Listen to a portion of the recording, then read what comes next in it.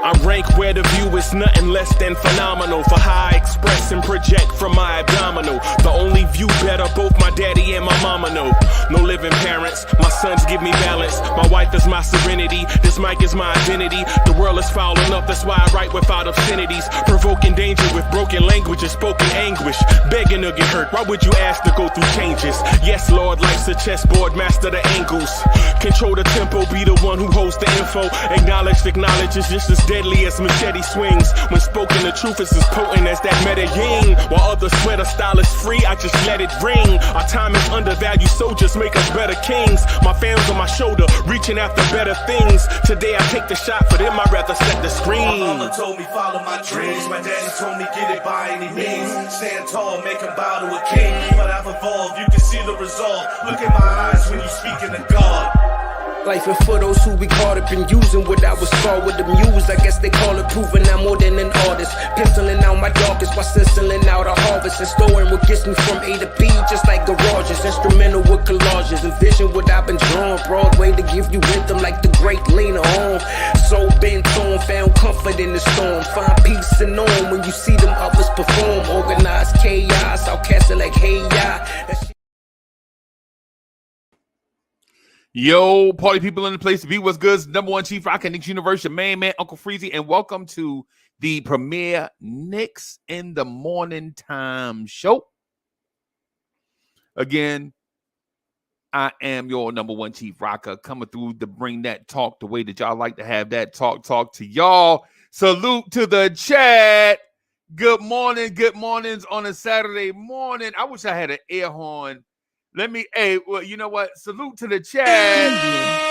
Salute to the chat. So, we won't do a old school Knicks this morning. We won't do a 718 boys this morning because of a couple of different reasons, personal reasons that we ain't gonna really get into. But I tell you what, we will do though. We will bring in half of the 718 boys. Boulevard 73 is in the building. Salute. What's up? Salute, good morning. folks. Good morning, bro. Hey, man, guess who I got backstage? What you got backstage, bro? The Smoking Nick is backstage. Okay. Smoking Nick. Backstage. and hey, we got somebody just for you, bro. We got somebody just for you, bro. Cowboy Bob is in the building coming through to cause havoc. Bam. Let's get this party started, bro. I don't know what's going on with my camera, man. I'm trying to fix it, but I'm here though. Mm-hmm. Okay. Yes. Okay. Boom. Yeah, Guess man. who stepped in the room? To Cal. Yo, Corey Lee, my brother. I love you, homeboy. Word. Salute. Stay up. Salute. Yeah, man. Salute, everybody. Y'all could go. Can y'all hear me?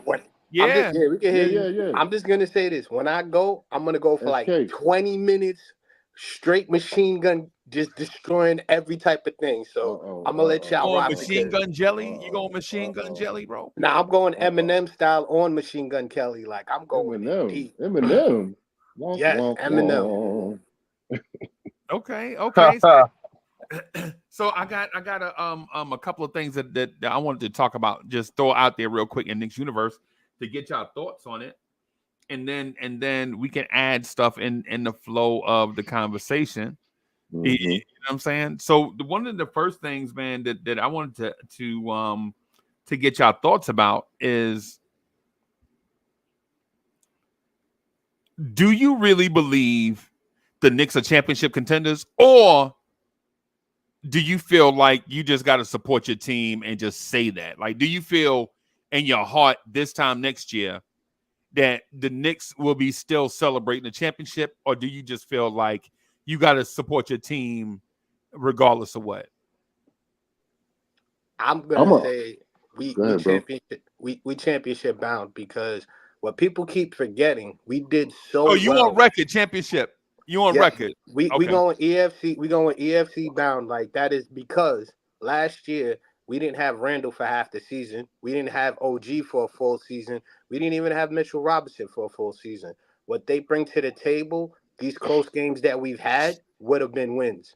So for me, with the addition of Julius Randle and the way I see this team, I'm gonna go out there and say, to me, this is the Suns from back in the day when they had Amari Stoudemire and all of that with the quick offense. We are good. We're championship bound, but I'll break into that more. I want to hear what everybody else got to say. Championship bound?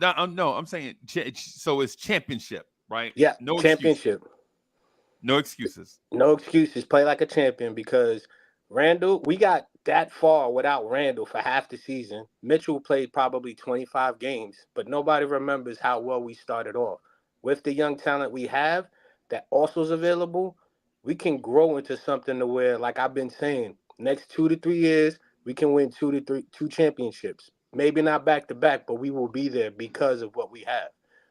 You look at the guard play we have, and even with the pain, like people don't see how well we actually backed up everyone. Because I heard you talk about what happened if Brunson goes down.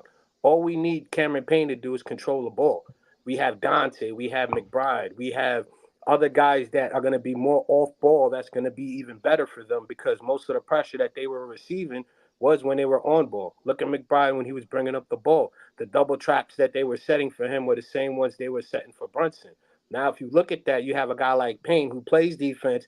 It's not going to be wanting the ball. Something happens to Brunson, the offense can hold the line, but will still be productive. We've covered all bases. We don't need nothing, really. Go ahead, Billy. I'm going to let y'all rock because, like I said, I got a lot to say. Thanks. Yo, salute to the chat, man. Hit that like button, y'all. SK, Cowboy Bob, you know what I'm saying? Freezy, good morning. I think we both. I think I'm supporting my team and we going for the chip. You know what I mean? I like where we at. I like that Randall was coming back. He got the surgery done. Yeah, Sims had his little surgery done. We was missing a lot of key pieces last season.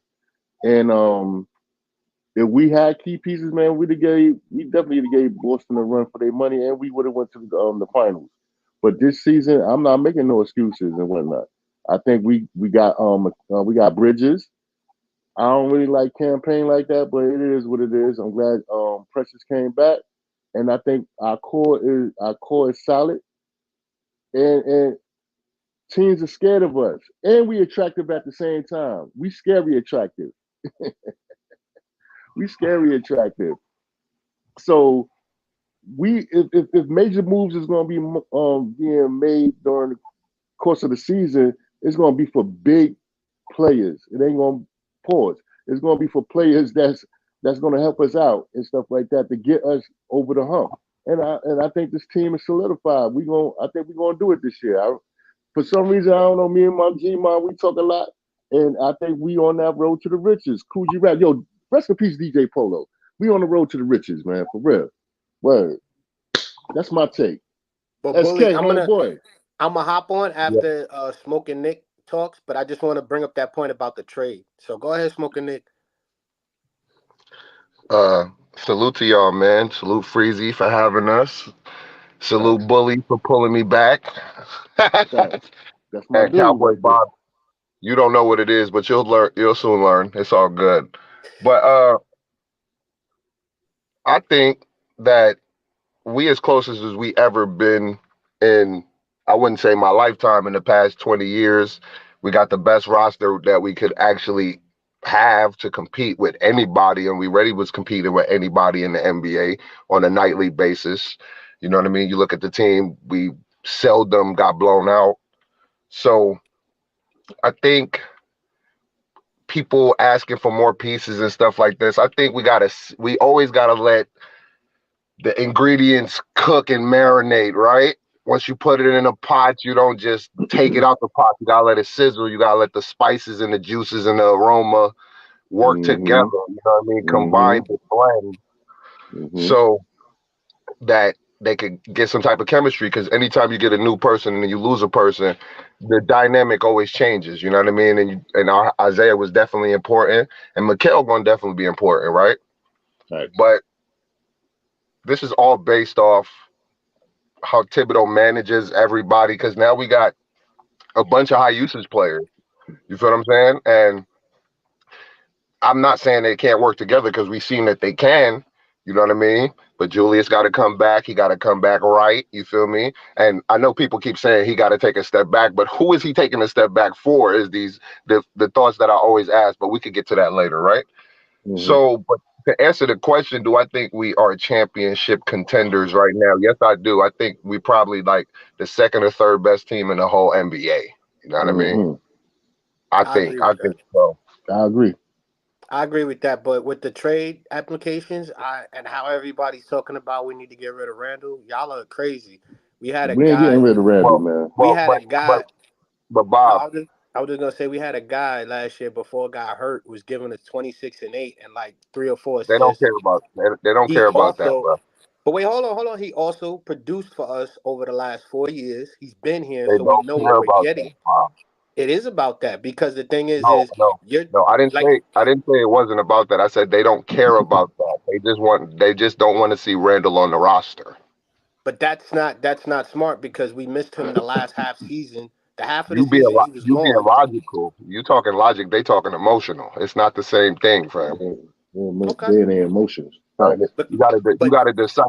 This is why I be bringing it up because it's like we just made a major trade. We just gave up 7 picks for somebody I was begging for. You think we about to make another trade after that? Use your brain. thank you. And what I was gonna say was there's no need for a trade for a big center. Let's be real, guys. What we're What asking, center?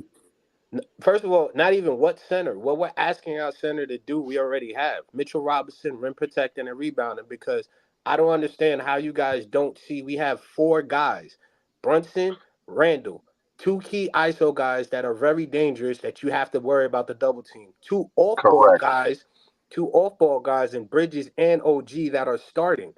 Those two Mm-hmm. guys, Bridges and OG, will give you the defense, and Randall can help out with that. And Brunson also, with Brunson and Randall, the way that them two are going to be running their ISO sets, you can't double team them.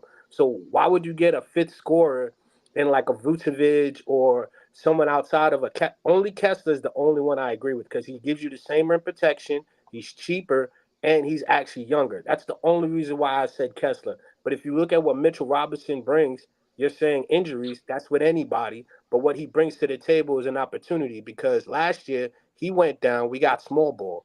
I don't like small ball, but we have so many different sets at the center position in case Mitchell comes down in Sims, small ball with Precious, that we could actually hold off for about 30 games. We could even bring up Huckleporty. That guy looks amazing. I've been talking about him as well. We I have talent but see, and this depth. is the problem, Bob. I hate to cut you off, right? People talk about trading one of our best players for people that have sit on the bench ninth or eighth or 10th, right? Come on, bro. What are we even talking about half of the time? You feel what I'm saying? Like we've assembled a roster slowly. We put the pieces to the puzzle together as we should, right? You don't just superstar, superstar, superstar. If you look, if you actually paying attention to where the NBA is going, right? Yeah. They don't want you to have a bunch of superstars on your team.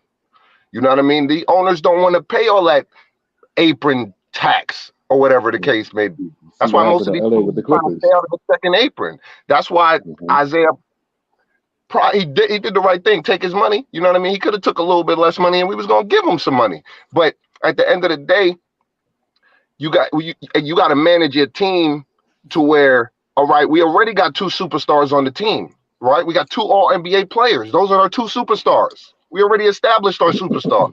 We actually Now you got 2 more. establishing now you're establishing all the role players. Mitch is good. He healthy. He always show up. So we ain't worried about Mitch, right? Boom. Oh, anybody could fill in. We still got Precious, don't we? Yeah, that's what I'm saying. So Like, Mm-hmm. so we could still fill in and mix and match at that 5 spot behind Mitch. We don't always have to overplay Mitch unless the matchup is right. So it's a lot of dynamics that go on. I'm not into arguing about who's going to be the 10th, 11th player on the roster. That's corny. and I agree with you because here's the thing with the mixes and matches that we have, nobody in this league has it. If you look at how our roster is, we technically got 4 superstars. And I say superstars because of what they can bring. You got OG with his defense and can create off of that as well. You got Bridges who can shoot the long ball and play defense. We already know what Brunson and what Randall's doing. This is their year. we also need to understand that if you take out what we have, you're going to change the whole core and dynamic. We won 50 games with half of these guys that haven't even on this team or hasn't even played. Now, what do you think we're going to do when they come back healthy? So for me, the option of having, I rather would do this, and most people think I'm crazy. I want Brunson playing 30 to 32 minutes. I want Mitchell Robinson playing about 28 to 30 minutes because last season, him, Hartenstein, when we were seeing them playing 30 minutes plus, they were struggling. But with what we have as far as Sims playing, he could probably play like 10 minutes. You have your boy Precious, he could probably play another 10 minutes or so. You could split time with that. You could even go smaller with OG for 2, 3 minutes. So you could set it up to where Brunson is doing 30 minutes, still giving you his productivity of 25 plus with the assist. Same thing with Randall, and just hit them with a barrage of different type of sets and schemes to where they can't keep up. You run different sets every 2 to 5 minutes, it's going to be hard for them to find their own tread. These guys already been running this way before we even got them. OG is a perfect example. He came in, it just clicked. So what do you think Bridges is going to do with the defense? What do you Well, think you he's know going to why it have? clicked? It clicked because he don't demand the ball, right? And he did everything that he do well, extra well, right? Cut, stand in the corner. He had no problem doing the things that RJ didn't want to do. He get RJ off was the pound, ball. pound, pound, pound, pound, pound, pound. Mm. You could kind of see in some possessions, right? They would throw OG the ball and be like, "Yo, go to work, bro." Like, you know what I mean? Like, "Yo, it's your Mm-hmm. turn." You feel me? They was kind of like forcing them to be aggressive and stuff like that, where they would be like, "Nah, you do it," and you can see it quick. It's happening fast, but you can see like, "Nah, like you." You know what I mean? Where And RJ would get the ball, pound, pound, pound, pound, pound, not look for nobody, I'm just not all saying, the time. to me, I see we have four Salute. senses, and you guys don't under. I don't know why people keep saying I'm going to play OG or Randall at the five. No, we have four senses. If you really look at it, we have Sims, Four we have centers.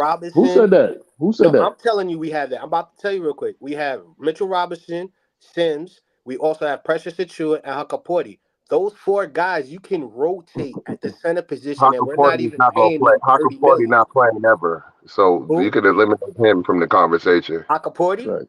He's never playing. So Okay, so Not wait, yet. hold on. Why would you he's say that never if he playing. could I'm play? just Hold being on. realistic.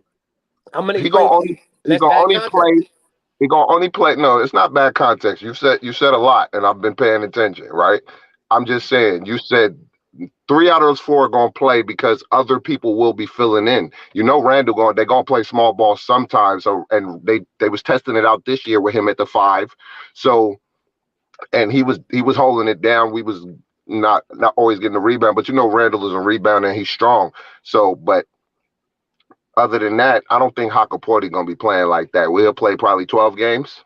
No, he can play up to I 50 give him. games with I'm his gonna give him. two-way I'm gonna give him contract. 15. I'm No, gonna but give him wait, hold on. He 15. can play up to 50 games with his contract. What I'm simply saying is, if we need to go to him, we can. And what he I can bring understand is, that part. I know I understand that part. I follow. Now continue. Mm-hmm. because that's what I'm saying. We technically got three centers. We got Mitchell Robinson, Sims, and we got our boy Precious. We can use those three sets to rotate to where, like I said, Mitchell Robinson gets 30 minutes. You could use Precious, and you could use Sims for the other 18 minutes. Give 10 to And maybe Precious Sims, or 10 to Precious and 8 to Sims. Think yeah, about it, four and minutes. That's like Precious three is minutes a quarter. He's playing Sims, and that's good because Sims can run. He's athletic and speed, and we can use that. But what I'm also saying is, if you look at Brunson, the role he did last year was a lot. I don't want him Mm-hmm. repeating that. I want him to give us the same production with less time. So now you open up the floor to where Brunson, Randall, and these guys aren't doing too much to where they get hurt. Like last year, them doing all that work was because we didn't have the guys on the bench that we replenished, the guys we have, even that guard we signed, Okadipo, I forget his name, when the guy we recently signed before Precious, him, he could even help out at the guard position as well. So we have a lot of bench guys to help out Josh Hart, Dante DiVincenzo. Like, you really think about it, if we do the rotation correctly, we can have our superstars being superstars with less time and less being on the court with injuries. Sort of like how Mm-hmm. Popovich did with San Antonio. That's what I'm saying. We have that ability to create that I type of think I offense. think I don't I think Mm-hmm. that's why they keep stretching out the depth, right? So to Mm-hmm. your point is the reason why you would get a Mikal Bridges, right? You let a Hartenstein go because yes, he's a tremendous passer, right? And he got the floater, and his defense is he's underrated defensively. You know what I mean? He gets banged on at times, but he definitely defends the rim. And he definitely uh tries to disrupt everything that's going on down there. So he definitely Facts. gives effort for sure. Facts. Now he's Facts. definitely gonna be missed for sure. That's But a you fact. get more depth with the wings, and then we just more versatile because and you just got hard decisions have to be made, right? You have to if you want to get a person like Mikal, you can't get Mikal and keep Hartenstein and keep we can't keep everybody. You feel Right. what I'm Can't keep saying? everybody. So Somebody got to yeah, go. you can't keep everybody, and we go like, and to be honest, when I look at this roster, we go like 9 deep, and you see what I'm saying?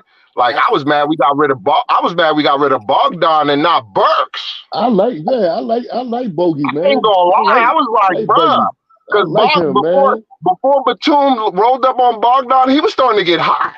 yep. Facts. And I'm Facts. like, damn, that's a third ISO dude we could just throw down there, and he the old dude that you don't think gonna bust your ass, but he gonna And he bust it, right? bust. So But Busted. see, but see, just like how you said though, here's both my friend. impact, but his impact was key. And look at what we did. We got younger talent that can do the same thing he did in the Yeah, minutes yeah. he did. But Yeah, You know, I don't think Bogdan just a scorer, dog. He just a yeah. pure He ain't no scorer. scrub Give me the either. He ain't no ball scrub. down there. Why you think they And was he like got handles. why you think somebody told Batum go roll on his ankle real quick? He had to have surgery after that. Yes, he hmm did, man. and Yes, he another thing, did. what people don't realize is, like I've been saying, we got four guys that are gonna start, two that are gonna be all stars in Bridges and in OG. And when you look at it, you got four guys in this one Hold on, ball. what? No, I You said you confused got me. four guys that are in OG and Rand and OG and Bridges. Those two guys will be future All NBA and All Stars this season. I'm saying because of how they play and So how you well think they we're gonna fit. have 4 All-Stars on the team this year? Yes, yes. I think we have to because I'm going to tell you why. You have two defenders in Bridges and OG. The way that them two are going to work, like I've been saying, with the wing protection and the defense, is going to help out with rebounding because they're going to put pressure on the long ball shot, forcing them to do quicker shots. And also, with Randall being out there, it's going to push everyone out. Everyone being out, you're allowing Mitchell Robinson to just focus on rebounds and putbacks. He doesn't even have to worry about passing. He could just go straight back up. You Or talking when about Brunson doing what gets he's to the been doing rack, before? You talking about stuff he's been doing already, Bob. but that's what I'm saying. See, but that's what I'm saying. Now you're not asking him to do it for longer periods of time the way he gets hurt. You're just asking him to do it for 30 minutes to where now he's doing that, giving you 12 points, maybe like 8 or 9 rebounds. You That's know what you need because you got Bridges. Thibodeau is a flow type of coach, man. You know what you're dealing with Thibodeau. So I I like. Hold on. We listening. It's a conversation, so we got to go back and forth. It's not just the Bob show, right? Oh, wait, But wait, wait, wait, wait. Hold go ahead. on. Hold on, Bob, and hold on, SK. Let me just throw them shout outs real quick, and y'all can get right back into it. Yo, what Go up, ahead. Top Notch Steve? Yo, Ivy Chen, what's going on? Hotline Blade, what's good? Philly Fred, Goat, what's salute. good? Salute, salute, salute. Mix 25, 26, Bricks Nation. Yo, my man, I ain't talked to my man, heard from him in a minute. Keith Turner, salute to you, man. Fritz, what's going on? Ken Ribby, as usual. A la wise, you know what I'm saying? E Gib, what up? Soul Finger is in the doggone house, y'all. Soul Finger is in the house. And G Rod, what's pumping? You know what I'm saying? What's popping, kid?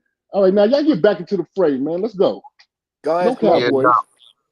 all I'm saying is you got to understand where Tom Thibodeau is coming from. Yeah, you want to have rotation perfectness, but the world that we live in ain't perfect, right?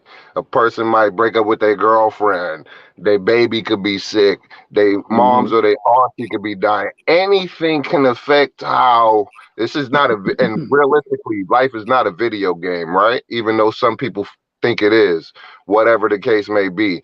But based on the circumstances that they dealing with is going to be based off the rotations that you see, what people are going through, what and I know it's a business, so they have to play basketball, and you know you got to put a lot of shit to the side, but Always huh, business. All right. It is a business, and it's a billion-dollar business. So they don't really care Indeed, about family and stuff like that unless it's super tragic. And in some cases, they still don't care, right? But indeed, indeed. But No, you telling the truth. I'm just You saying, telling the truth. regardless if your boss cares about your personal problems, right, it's still gonna affect your work. You know what I mean? So we just gotta give Thibodeau a chance, and we just gotta see what happens and let him figure it out. Like he always figures it out. He's been the best coach in the NBA for the past like 4 or 5 years, and he getting no play. We just won 50 games this year. He wasn't even in the running. I, I agree with you, but here's the thing. This is why I say we have a possible at the four, and I'm going to talk about the rotations. Last season, we saw the rotations that Tibbs ran, and it was different. Not only the small ball, but everything else. But if you look at these four guys at any time, you can rotate and match and play with these four guys to where they're going to be productive. For example, you could start with the starting five. Let's start with the starting five. You got OG, Bridges, Brunson, Randall, and Mitchell Robinson. Now, when you bring in another rotation, you have these guys as well. You have Payne, you have Dante, you have McBride, you have Josh Hart, Precious Achua. That's another five.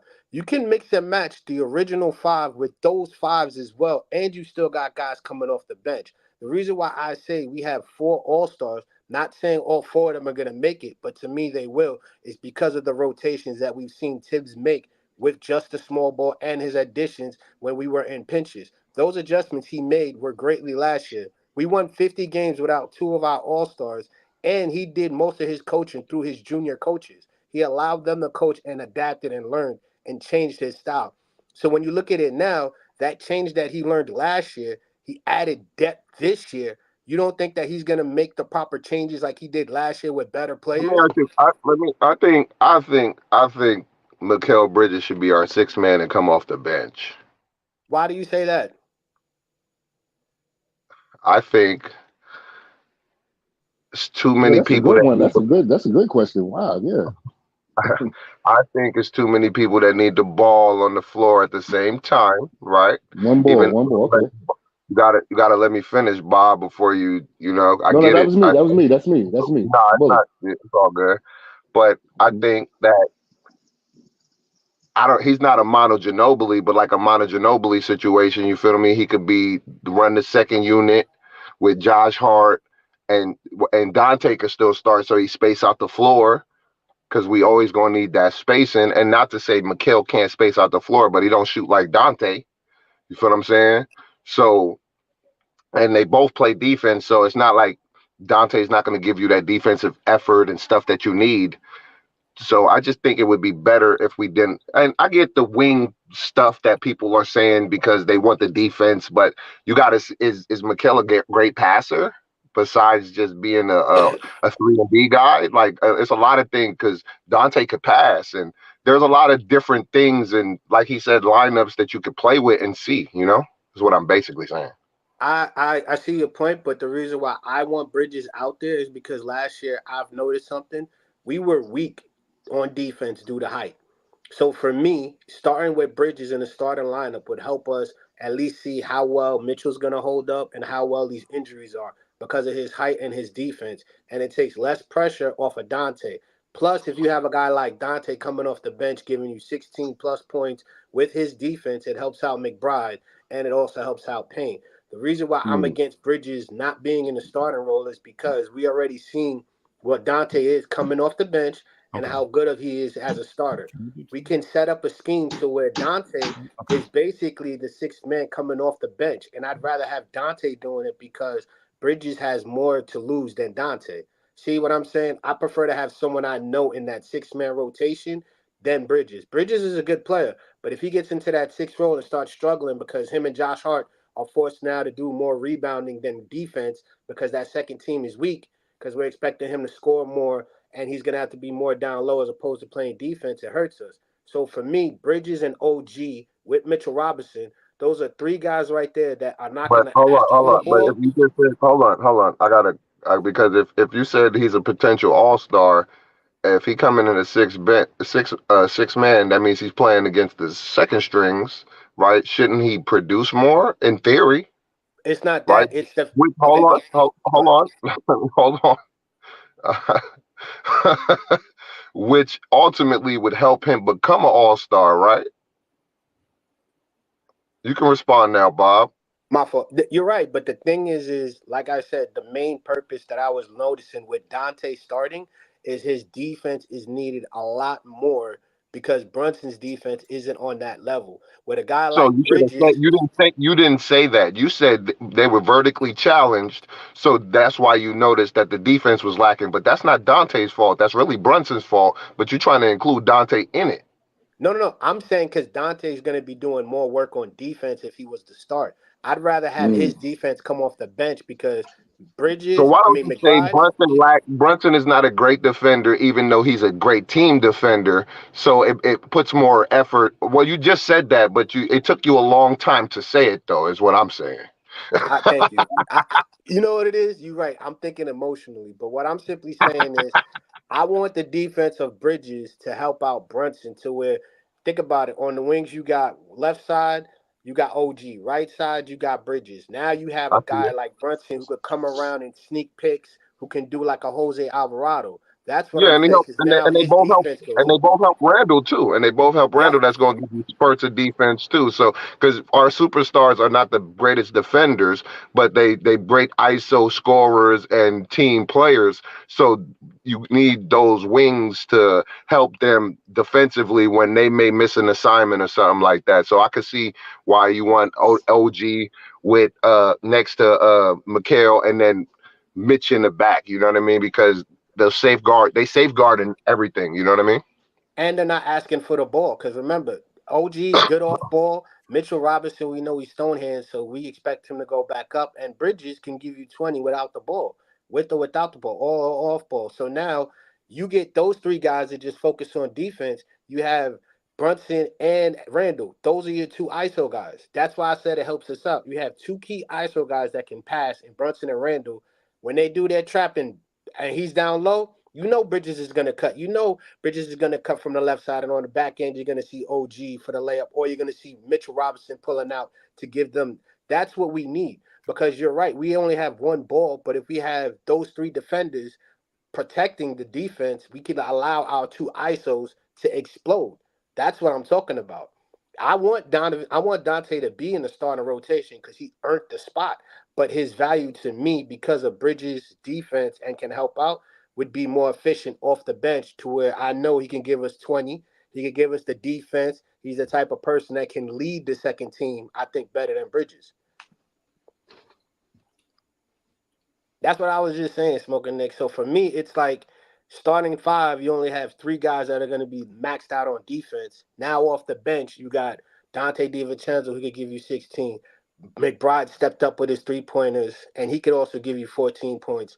You got two guys right there that are 40% off the bench. You got Josh Hart that can help you with the rebounding.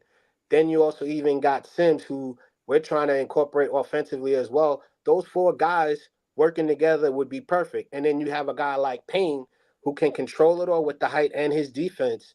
It balances out the second team to where we're not top heavy and everyone relying on the top team like last year. One of them goes down, we got to go ahead and reset the system. I'd rather have team one like that with two ISO guys, three defenders, team two, three offensive guys, and a rebounding to where now the league is going to be confused because you can't stop that. I'm sorry. Go ahead, Nick. Nick, you there? I'm here. Oh, No, I'm here. okay. I'm No, here. but that's why I said I want Dante off the bench because Dante, he's a star to me. But I want him because of what he showed us last year. He could do off the bench, on the bench. He's gonna give us what we need. I want him leading our second team more than McBride. I want McBride to take that second step back to where he works more off ball. Let Dante and Payne run that second team. That's gonna be scary because now you got a guy who's gonna I don't. I facilitate. don't think so. I don't think Payne is going to be playing as much as people think he's going to play. McBride ain't taking no step back for no Cameron Payne. I'm just telling you. He showed too much in the playoffs and the big moments. He's not taking no step back for no Cameron Payne. Cameron Payne is like that other dude you named, the center dude. He may Michael play Porter. sometimes, maybe 3, 5 minutes, but he's not going to be playing like that over McBride. It's not going to happen. I'm not McBride saying he's gonna. Now go ahead. I'm just saying, like McBride already showed you he could play with Jalen. He could play with Josh. He could play with DiVincenzo. He can't run the offense to the highest ability yet, but he's showing you flashes of he probably could run the offense and be a decent scorer. You know what I mean? Hmm. And the But what NBA is about opportunities as well. And Cameron Payne just don't come in and go over McBride. That's not the way it works. I It's agree really with not the you. way it works. I agree with you, but what I'm saying is his duty as the main on ball gets changed to off ball. Because last season, when you saw McBride off ball, when Brunson was bringing the ball up and he was wide open doing screens and running the backcourt, that's when McBride was hitting his threes. That's when McBride was doing his thing. The only I reason why think I'm he was saying doing. it, I think he was doing both, right? He was bringing the ball up, just kicking it quick, getting to spots, and then he may be like the person to get it in the last couple seconds of a possession, and he was just showing up, or he just may be aggressive, and somebody was telling him to be aggressive, so he was just like that one with the game one against Philly. Like hmm he balled out in that game. yeah. He was And giving but it to what Matt.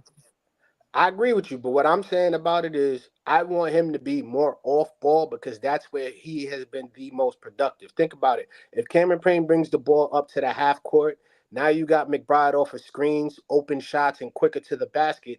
That energy he Nah, wasted to he's bring a hold on. liability. He's a No, it's not liability because I'm about to tell defensively. you. Remember, okay, I don't know if you remember, Nick, when we were watching games, I remember enough times I was yelling with Unc, like, they're going to trap Brunson. The second they inbound the ball, I was like, they're going to trap Brunson. He's going to take forever to get up court, and then the offense is going to be delayed. Now, with those traps, when Payne comes up with the ball, he could have the ball in his hand, and because of his height and the way he could pass to McBride. McBride can get down court and start the offense.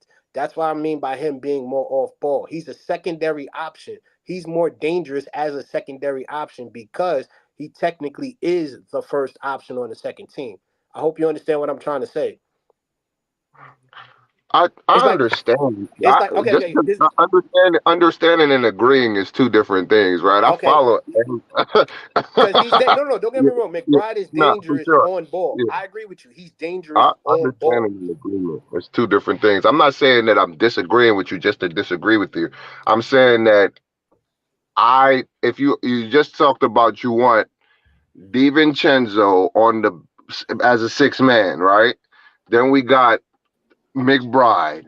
Then we got Back there. John Hart and Achua playing center and whoever is going to be the backup four. So I'm trying to understand, like, we already talked about our starting five, right? So now we're talking about the bench, and I'm following. So I'm like, you can't have it both ways. So is this just like a rotation change at some point in the game? Yeah, where this where is where McBride because you basically said so where does DiVincenzo fit if McBride and Cameron Payne is going to be the point in the shooting guard? So you see where I'm going. I'm So glad you when asked. because you all these hypotheticals, you got to understand there's only one basketball and only 48 minutes to give out to every player. So you have to explain to me where DiVincenzo. You just explained that you had a long soliloquy about DiVincenzo, but then you just instantly took him out the lineup. So I don't. I'm confused. Remember last year we played small ball. We even had Josh Hart at the four. I don't like it, but what I'm simply saying is you have options to where you can have Well, Payne bring up the ball for McBride for some sets and some so plays. DiVincenzo playing small forward. No, I'm explaining it right now. Hold on. You said about power forward and everything. You could put Josh Hart down, but what I'm simply saying is you can have Cameron Payne bring up the ball for about 2 to 3 minutes to help McBride off ball. If it's not working, you could then use Dante and have McBride and Dante feed off of each other. Or you can So start with Dante them wouldn't be a two. six man then. No, no, he still will be the six man because Dante would be the first one off the bench. That's what I'm saying because the rotations is what's key. If you can have Brunson play 30 minutes with this team and we could still be productive. That's what I also has been saying. You look No, at it, you I have understand. So how many players in the rotation would you like to play this year? About 11. no, I'm gonna play nine, but I'm gonna have two guys in Sims and Payne. Try to have them to come in if we need them and give rest. Like for example, if we see Brunson's cooking, let him cook. If we see Brunson's doing his thing, let him do his thing. But if So Randall's so that struggling, was 11. That's 11. no, it's not 11. It's 9. You said 9 plus 2 reserves. That's 11. Yeah, but they're only coming in for situational. No, no, I see what you're saying now. Now I see what you're saying. But see, that's another thing you don't understand as well when it comes to Tibbs. Look at Tibbs. Everyone said it was a 9-man rotation last year, but No, 3 it of was those 10. guys were hurt. Correct. And we really was playing 10 guys. Exactly. That's all I'm saying. Instead of Mm-hmm. us we have the same rotation, but it's just because 3 of our guys were hurt, we had an 8-man or a 7-man rotation that we saw most of the time. So now all Correct. I'm saying is I want a 10-man rotation because that's what we really have. Think about it. If you can have Payne come in for 2 minutes, get McBride hot. Now the Payne ain't defense playing. reset on McBride. You could Payne bring in ain't playing. Dante. Go ahead. I'm just Payne ain't telling you, playing. bro. Payne and whoever other bro is, they not getting no minutes. They just gotta Yeah, they ain't spark getting the no bench minutes, a little man. bit. You They feel me? just I'm there. just telling you, right? I'm just They telling you. chip You might not pieces. like it, but whatever you Sorry, Bob. because that same action you talk about, McBride is good enough to start, right? We've seen him start. He don't have to be productive. He does his thing on defense and he hits big shots and he's not scared of the moment. He's good enough Right. to start, right? That's what Yes. makes him good enough to start. He could get all that passing and that offensive awareness later. He plays defense, he defends, and he hits his open shots. You can start. Seriously, we know the NBA. Most point guard starters, they're decent and they're good, but they're not consistent, and that's the problem. The good people compared to the people that's not or on the fringe. You know what I mean? It's the consistency which makes you a superstar. This is why Brunson is a star because Did he's y'all consistent. hold on? I'm sorry. I'm sorry, SK. Did you see in the No, chat go ahead. Go ahead. My man G Rob said there's no facilitator off the bench. That was the problem with us last season. And I agree with that. There was nobody to come off the bench to spread And that that's ball. It was That's not. Bob's point, right? That Bob point is there was no facilitator, but you Hmm. can't have it both ways. That's the Either truth too. you can't have it both ways, Bob, because it's only one basketball, right? You feel what I'm saying? So either the rotation is gonna have to change constantly, and people gonna have to realize that based off matchups, you're not gonna be in the lineup tonight, and you're gonna have to accept that, right? That's the way it'll work. But if that concept you're talking about, where Dante could be the 6 man and Payne gonna be running the offense for the first 4 minutes, that's not gonna work. But Mm. you're doing it in spurts to give Brunson rest. This is what I'm talking about. You're only bringing in Payne to rest Brunson to where Brunson can still give That's you why his you got consistency. McBride, though, right? That's why you got McBride. Payne is just an insurance policy, bro. And like I said earlier, if you looked at McBride last year, when the pressure that and the sets that they were running for Brunson with the traps, they were doing the same traps for McBride. McBride couldn't get through it, and it was causing turnovers as well as us having bad passes. Now that we have a guy in pain to where we can have him create space to allow McBride to get down court. Like I said, if they come and trap Payne, Payne can get that pass to McBride. McBride's gone. Because that's two defenders that are left. Now McBride just got to worry about the man in front of him.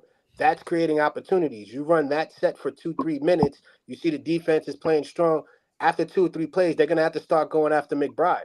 And then now you open up Payne. Now you can bring in Dante. Okay, now you got McBride running. Dante can feed off. Now Dante is feeding. They try to stop Dante. You see what I'm saying? You're only throwing them in to just mess up a little bit for about a 2-3 minute period to where you can So, reset your so, offense. who coming in first? We already established Dante coming off the bench first, right? Then is it McBride, and then you take out Dante for Cameron Payne to run the situation you're talking about. Yeah, and then or you know what you could do? You could even put in Josh Hart and keep McBride and run him that way as well. You don't have to bring in Payne. The object of bringing in Payne is just to, hey, Brunson, you need a couple of minutes. We see that they're Hmm. running these traps and you and McBride are having difficulties. We're going to bring in Payne to open up the floor. Now, when we open up the floor for those 2-3 minutes, like I've been saying, you do that. That's a 6-7 point run, especially in this league, to where now if you're down, you're back. You're not down by 10. You could be Payne is back in the game by decent, two but what points. you talking about hinges off his consistency to do it because he's not very consistent. But you're You know not what I asking mean? him to do anything that's gonna need consistency, but create an open floor. Like you're Mm. asking a point guard to just keep the floor open. You're not asking him to shoot. You're not asking him to rebound. You're just using him to bring the ball up to set up for McBride off ball to where McBride doesn't have to use that much energy, dribble, dribble, dribble to come up. He's already at his spot. Now he can come off of a screen, Payne hits him, boom, that's a 3-point shot. He's a 40% 3-point shooter. Or he comes off a screen, goes downhill, sets up for whoever is cutting out of Hart or Dante's on the wing, he kick it out to Dante. Now that creates a secondary pass to where people don't give credit to that. That's another thing I don't like. If Payne comes down, gives the ball to McBride, McBride gets that next pass to Dante. Dante hits the wide open three. Payne should get credit for that assist because the defense collapsed on him. That's what I'm saying. When it was hard for us back in the season when Brunson was tired and McBride had to take it and they were trapping him, you have that option to use Payne for those 3-4 minutes to open up the floor. Now the defense is even worse off because you're stuck on Mm-hmm. trying to stop Payne as opposed to stopping McBride or Dante or Josh Hart. We could even do with the second team. We could do the 4-man small ball rotation that where we have. I'm not saying have Dante at the 4, but or McBride at the 4. But you could even switch Payne and put him down at the small forward on offense and defense. That's what I'm saying. You could have, and it looks That's weird. not that, yo, bruv. It's only for 2 minutes. That's what I'm saying. I'm not And yeah, saying the in them whole 2 minutes game. you get out rebounded by 6 or 7 rebounds. That's the game. No, but you got to understand, we played small ball Come on, last year with Josh Hart at the 4, Bob. and we were Bob. You productive know with rebounding. basketball. Stop acting like you don't know basketball, Bob. You know that ain't gonna work, bro. Just stop it, bro. You Oh, got to Stop pay. it. You have to I test don't. it. I'm not gonna lie. I don't agree with that. I disagree. I I disagree. I'm gonna leave it at that. No, it's cool. It's cool. Like I said, it's very hard for people to see it, and I'm one of them. But after listening to everything, you You have brought those up as the you brought up options. and laid out. You fought the whole case, and you don't even see what you fighting for. No, I know what I'm fighting for, but I'm not gonna keep like trying to make my point because that's just me circling the wagons. What I'm fighting for is that our team has the diversity. We have an actual 10-man rotation, and Tibbs, given what he learned last year and the previous year with Brunson, the last 2 years, he's made a lot of additions and a lot of I changes think that he don't get I credit think for. everything. I think everything you asking for, we have already seen. It's already been established, and so what you already circled the wagon because everything you're asking for is already happening, right? So we've gotten every player we've asked for, right? We've did everything. The organization is slowly doing everything we want besides trade Julius Randle. that Everything ain't happening. else you got. So I don't know. You just gotta let Tibbs cook with the ingredients that he got. We're gonna see where it goes. To go back and circle back the wagon to answer Freezy's question again and double back on that double entendre. We I are think we got championship enough. You know contenders. what I Yeah, mean? we got enough. We got enough to compete, bro. We We we, got we go enough, like man. 9 deep, We and most going. teams go like 6 or 7 deep. You feel what I'm saying? We go 9 deep with good players that could either start, and I'm talking like all our players could damn near start, right? Like 8, 9 deep, all those players could be starters. So we got a good roster. We can compete with anybody, and that's all you really could ask for out of your team. You know what I mean? Real I'm not. talk. I don't think I could coach better than Tibbs. Like you said, Smoking Nick. All of this we've already seen. I'm just bringing it back to the table because nobody adds context to see the possibility of the different No, sets we can they run. had context. They don't want context. I told you this at the beginning of the conversation, right? At the beginning of the conversation, I said you was being logical. People is being emotional. You can't fight logic with emotion, right? Because then you end up being emotional, right? So those two things don't mix. They're like oil and water. It just don't mix, right? When you're Everybody being want to be a logical and Marvel somebody's hero. being emotional, right? You're not gonna see eye to eye because you're like, damn, why won't they just think logical? And they're like, damn, why won't you just think emotional? So it's just not. It don't mix, right? You just gotta see what's gonna happen, let it happen, and hopefully this is one of the most healthiest years we've had ever because that's really what we need. We would have competed Facts. last year with less just if we was healthy. Last year was definitely a year because everybody was dropping like flies, and all of a sudden we dropping like flies. That ain't got nothing to do with Thibodeau. That people is running into people, breaking their hand, or falling on the floor, dislocating their shoulder, or somebody falls on your ankle and you dislocate your ankle. You know what I mean? And then, or Joel Embiid pulls your leg and then you re-injured your leg. That has something to do with Thibodeau? You're talking about context. I can give you context, right? That's easy. That's And easy. Kevin Middleton, I didn't even say any of that. All I'm saying is with the backups that we have on the bench, we could have 3 different type of guard rotations with Hart. I ain't say nothing about Kolek, Josh Hart I ain't say none of that. All I'm telling you is we have the players in the 9-man rotation. We have two additions that we can use. You want to put Kolek and you want to use Payne, cool. All I'm simply saying is we're giving Brunson to rest. Yes, he's probably going to play 35 minutes a game. But what I'm saying is within that time frame, he could rest. We could still win because we're holding the fort. That's what it's about. It's about longevity. This ain't no Freeze. 82 game Big, season. big dog Freeze. Let me get the big screen, big dog Freezy. Sorry, Go Unc, I've been Freeze. running my Word. mouth. Go ahead. Yo, Freezy, I gotta ask you. I missed you too, man. I love y'all for sure, for sure. Facts. Because I know we not staying on forever. You know, I don't really got like an hour. But is there another topic that you would like to challenge or get to before? You know what I mean? You got anything in mind? Nah, man. Nah, y'all cooking. We is cooking, but I wanna get off that subject and get to another subject. You know what I mean? Like, All right, well, then Okay, I got a whatever. topic if you guys want All to right. talk So then, about it. what do you think about Valanciunas trying to come here?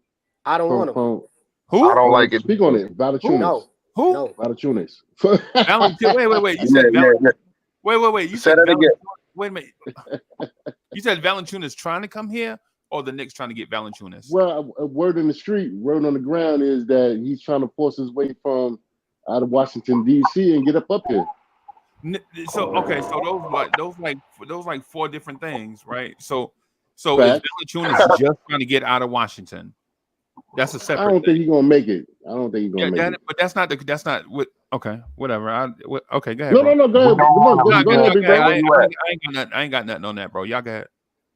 Hey, where you at, bro? I ain't All Give gonna us right. lie. another topic. Give I'm us staying another down. I'm topic. staying down. We all disagree. We all We all disagree. I disagree. mean, we agree that we don't want him. I, So I don't next want him. topic. I don't want him either. I don't want him either.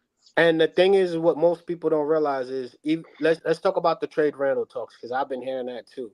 People saying Oh, that I'm we glad need you to gave get me Randall rid of ain't him. going nowhere, man. Randall You ain't did. going nowhere, You, man. this my favorite conversation, Bob.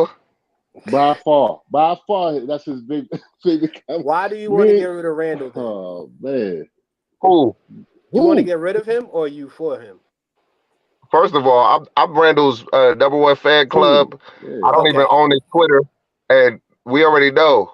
I done spazzed on people, cursed people out, did all types of Yes, he crazy things, He cussed bagging me my out a couple boy of years Randall up. ago. That's a fact. He cussed That's me a out a fact. couple I'm of years Okay. Randall. ago, but I didn't like Randall at the time. But I will tell you this: I'm definitely Team Randall all the way, homeboy, All and right. So, whatnot. I think and he's well also, Oh needed yeah, in his team. Boulevard He was one of pushed the the people that I team. probably yelled at too.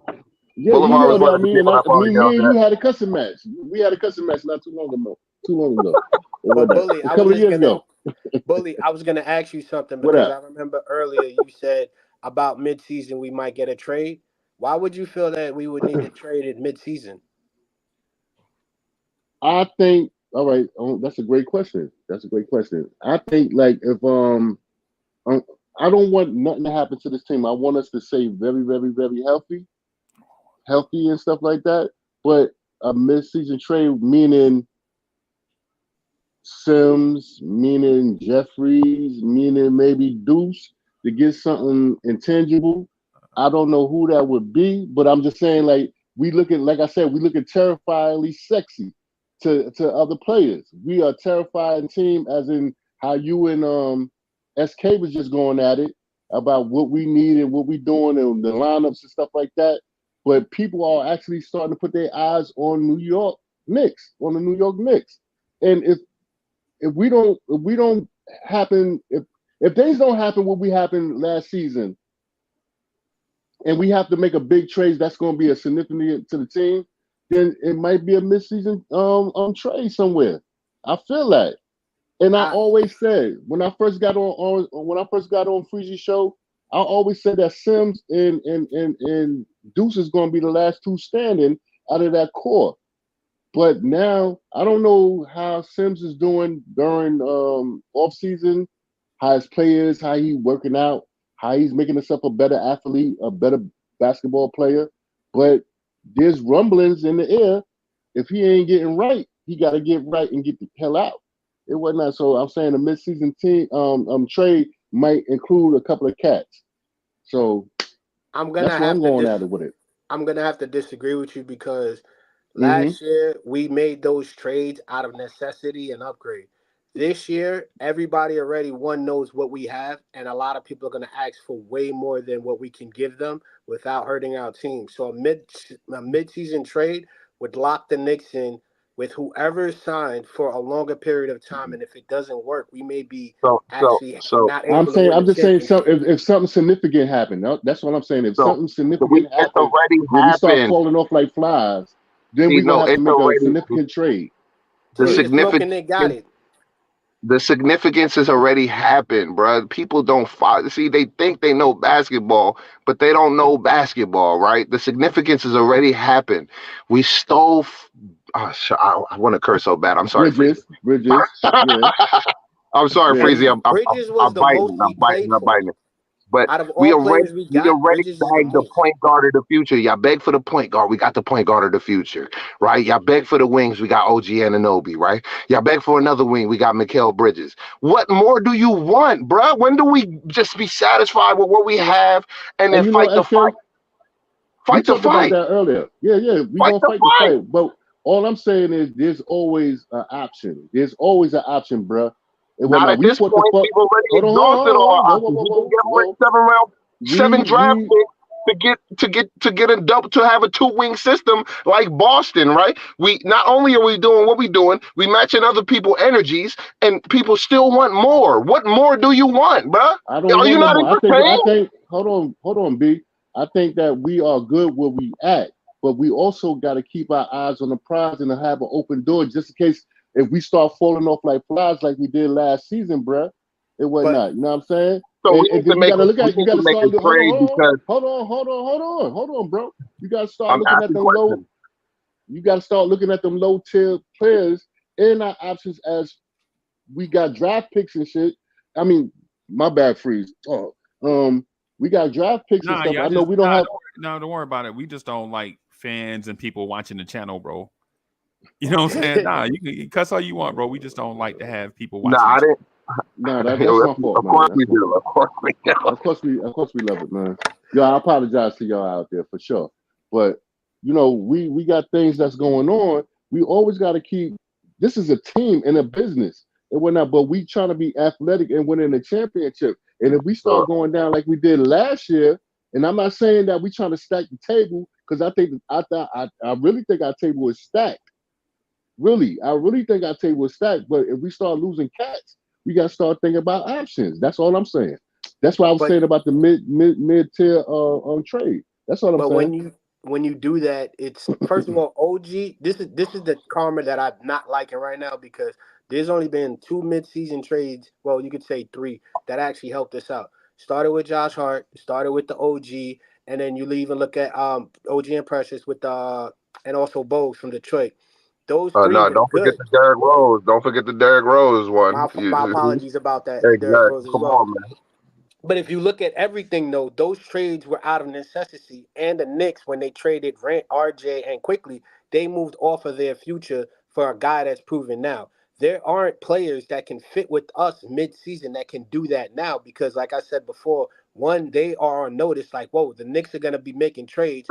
They're already not giving us Kessler for what we're asking for. And Kessler, that's a high demand. Three players and draft picks, and they still don't want it. They want McBride. They're trying to chip away from what we have. So a I mid-level think Facts, Bob, addition. facts. What Bob. I'm I trying to say is, think wait, hold on. Let me just finish up with the mid-level addition. This time around, the first two or three times we got lucky. OG, Josh Hart. This time around, everyone's gonna be asking for too much. So for me, we don't need to wait till mid-level exception. Run with what we have, and if there comes a need for a center, we could pick up off of the waiver wire. Why? Wait. I Yo, you Go lost ahead. me. Why are you talking about the mid-level exception in season? You don't. I mean, my fault. My fault. What do you, I apologize. That came out of left field. But I'm saying we could find I, a veteran that's on the free agency or has been waived to just cover a certain amount of positions. Because to me, what we did was we added depth to the back end that we didn't have last year. With that I depth, think even if we get injured, we can still hold the line till those players come back. That's what I'm saying. I don't think we need I to go think I think outside of I that. think we I think we stole OG Ananobi because Knicks fans overvalued quickly and Quick, RJ, right? RJ. So RJ, the noun guard. when you're a Knicks fan and you overvaluing your players, right? And then you undervalue the players that you should be overvaluing, you know what I mean? This is where we may think we took a loss but we got 3 players back for 2 players, and all 3 of those players contributed during the season. Even Malachi Flynn, who we traded, right, contributed and had like a 30-point game for us, right? So we could probably kept him instead of getting Cameron Payne, right? But his contract was probably up, and that's probably, business probably played a factor, right? So I just want us to really put things in proper perspective, because we got exactly what we deserve for RJ and quickly. They went to another team. You ain't heard their name since. So Thanks. you only heard their name when they was playing under our jersey, because they're not bigger than the team. We uplift them and make them bigger, right? When they go to other Not teams that don't have our nice. market, right? They disappear because they disappeared. I didn't hear about them Mhm. besides when they got traded, and then other than When that, last you time didn't you hear heard about Kevin them no Knox? more for the season. When last time you heard of Kevin Knox and Well, Cam I'm just Reddish telling you, Kevin and Knox ain't even in the Fournier? league no more. He's not even in the league no more. Oh wow! See, I didn't know that. SK. So it just shows you Wow, we uplift wow. and we build people up. We need to keep it. We need to be Mm. realistic about some of these folks, right? I get that Cameron Payne, but Cameron Payne ain't showed you nothing besides what he showed you. So that's why we gotta just treat the people that show you who they are the way they are, and then stop trying to be hyperbolous on these people that we just hoping and wishing on, right? Because this is production over projection is one of my biggest problems, right? People always talking about what could be projected to be, and I'm like, well, we already got this person that's producing, but now this person is projected to do. I don't give a rat about what they projected to do. Oh, Are you on they the doing? Warriors? Okay. I'm But talking about in general. No. I was just looking. I was reading out the Uh, chat real loud. I mean, out loud. But yeah, Knox is on the yeah, I'm Warriors. talking about in Okay. general. Like we Mm-hmm. got people that can produce now, right? Why stop worrying about people that give you a good projection in 2 years? They could be somebody. If we got people that's producing now, let's love the ones we with and ride it till the wheels fall off. I think this year we probably Eastern Conference Finals or championship. Anything less is a fail. I'm just telling you. I I agree think with we. you. Right. And I think the championship. what all I was saying was the last 2 seasons, the mid trades that we made, we needed to do it because it was an upgrade. Now, if we try to do it, the league is not going to allow us to do it because of the fact is, think about it this way. Look at how hard it is for us to get Kessler. Everyone's Yeah. sitting there saying, "I'm just smoking, I'm But just Bob, chatting." you're missing the point. We don't have to do that no more. But wait, hold on. This is what I'm saying. That's the one This, thing you missed. We no, did no. all of those things to I, eventually get to where we are right now. So you keep looking back to look forward. It's because they did something 3 times. You assuming that it's going to happen again. We don't have to do it no more. We got every player that we want at this particular moment. what I was saying was this: how hard it is for us to get a guy to replace that can actually come here and work for us in Kessler at the beginning of the season. Don't you guys think it's going to be that much harder mid-season, But I'm especially not because worried about what Danny Ainge want and what Danny Ainge don't want. He wasn't hard as Danny Ainge doing what he usually do to the New York organization. He don't like New York at all. So he gonna always try to So put the figurehead in why the would I hole. put I take that with a grain of salt. Why would I put he look what he tried to do to us to get Donovan Mitchell? Why would he just hmm give us walking? He don't want to help us at all. It's obvious. He played in Boston. He has some type of gripe. So we can't worry about what his thoughts about the situation. That's an individual, right? We getting what we want from other teams. We was suing Toronto and still got OG. Think about that, right? Mm-hmm. Think about that. Bucko, And we salute, gave Bucko. them nothing. We gave them Mhm. players that we want RJ in Canada. Yeah, go to Canada and freeze. You do You that. can't go back I home. was with that. I was with that 100%. Give me OG Ananobi, somebody that is a real 3-and-D and not a pretender. Right? Boom. They don't even consider. They still talking about Scotty Barnes. I thought RJ was the future. Stop it. But All I'm we simply just saying is Oh, this: Scotty smoking Barnes Nick. got that big contract. All I'm saying to you guys is this: a mid-season trade or addition to me it's will not not help happening, us. bro. It's not We could put happening because it's not the happening. value, the value of that player is going to be way too high, and it's going to affect our actual core. Here's an example: if y'all say let's just trade Mitchell Robinson, McBride, and someone else to get a backup, that's three guys that are contributing into our rotation depth. We're going to give up 2 to 3 guys for one player, hoping that it would work. Not everyone's Kawhi Leonard, man. That only was a one-time thing. Not everyone can pull that off. Heck, what we pulled off with OG and with Precious is a surprise that we even got that. That's my point. I don't see a mid-level, I mean not a mid-level, a mid-season trade happening because Mm-hmm. one, in the way the Knicks are set up, everybody needs to start off on the same foot. The second they see you struggling, we have enough depth to rotate in and out. That's what I'm saying. As opposed to last season where we didn't have with RJ and Quickly, we had those two, but we had to trade those to get the pieces we need now. We're set. The mid-season trade is not going to work because we will depreciate our team's core for one player who's going to take time to develop. And you're also taking away from the development of the younger players. What do I mean? McBride, Dante, like you guys start shifting around players mid-season, it changes the whole dynamic. And I'm injuries, And only y'all saying, guys are talking about injuries. what I Hold was on, almost saying. done. Almost done. Real quick, y'all talk about Mm-hmm. injuries. Look at injuries the last 2 years with the Bucks and freaking Giannis. Nobody's been talking about that, but everybody's saying everybody Giannis is get the injured. golden It's child. Giannis is basketball, this, but the 82 Yeah, Bucks games. only bring haven't that been up. anything without Mm-hmm. Giannis. But look at the Mm-hmm. Knicks. The Knicks won 50 games without Randall, without Mitchell, and we strengthened our core, and we're still a productive team moving forward. I But don't agree Bob, with that. That's what I'm Bob, trying to Bob, say. Go ahead. Bob, Bob. Bob, The only Bob. reason why I brung that, the only reason why I brung about a trade in the mid-season is what you just pointed out. We don't want to go through that again. We don't want to go through Julius falling and this one falling and this one is not here and we succumb to major injuries. The only reason why I said that I don't predict it, I'm saying if it's necessary, it can happen, and we might have to give up some key pieces to get to show up the wounds and whatnot. You know what I mean? I'm not saying Yeah. it's going to I heal, don't think but I if don't it think they happen, would if do it that. have to happen, it will happen. I don't think they would But do I think that we're this going all year. the way. I I don't think think no, I agree with the uh-huh. all the way. I don't think even if somebody gets hurt that we like say Jalen Brunson get hurt, I don't think we're gonna trade our key Oh no, pieces. No, no, this is what yeah. I'm trying to let me finish. I Mm-hmm. don't think like when you have a key this is our established team for the next 4 or 5 years, whether people like that or Facts, not, right? This is our facts. established team, and this is the team that we're going on a run with, right? Mm-hmm. Brunson, Randall, DiVincenzo, Hart. We got all of them for the next 3 years at least, right? We got Randall for this season and next season, right? So unless a catastrophic something crazy happens, I Major, don't see right? us making another move besides like the 10th and 11th and the 12th man on the roster, but I don't see it. We're not moving That's the only nobody way I else was no going more. at it with. Go Besides, ahead, Dre.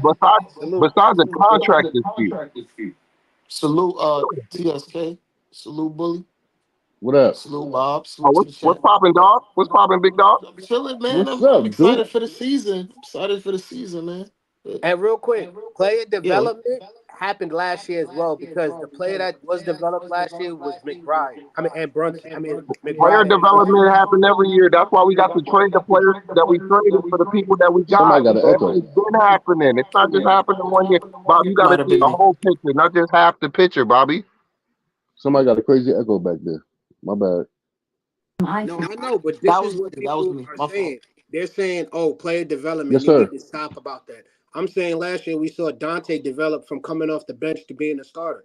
We seen McBride come from being what he was to a 40% shooter. We seen Josh Hart even become 40% from three for a certain time period at the Hey, just real quick again, Dante DiVincenzo is not a bench player, bro. He started for the world champion Milwaukee Bucks 62 games. Yes, you're right. Mhm. Go ahead, Dre. So that's another point. Dante's already a champion. Yeah, I was gonna say like, yeah, he started. He just got hurt, unfortunately, but he was the starter on that team that won the championship. He still contributed. Contributions Yeah, is they contributions. don't get their seed without him, basically. You don't minimize people's contributions just because you got hurt, but you contributed to your team getting to the championship. That don't mean they won it without you. You contributed to winning it. And the thing you said about Randall TSK about him, I think I think they're gonna extend him personally, but he has a player option for next year, so technically he could just opt out and sign anywhere if he wanted to Mm-hmm. You think he's after gonna do next that? season. You think I he's don't doing think he that? would. I think he's gonna get extended. If you ask me personally, I First, think he's first gonna of get all, I would extended. like to see that. I would like to see that. I gotta say this because my phone is not charging like it should be, so I don't have long. I gotta say this to all my ungrateful folks. Y'all should be thanking Julius Randle that our team looked the way it looked because he sparked the what they call it, the flick or the wick The wick. The to wick. where we got all these players on our team now. So instead of being ungrateful, as I say to all these dudes on Twitter and wherever y'all exist in whatever rat hole or basement or high rise, whatever, I truly don't care. But Rat hole. rat hole, yeah. Get y'all minds right, bruh. And for SK, real, I will. appreciate. I'm gonna give it up. I'm gonna give it up to I'm not Julius. talking to you if the shoe fit though, but I'm just saying in general. I'm gonna give it up to Julius and Brunson. For real. Both of them.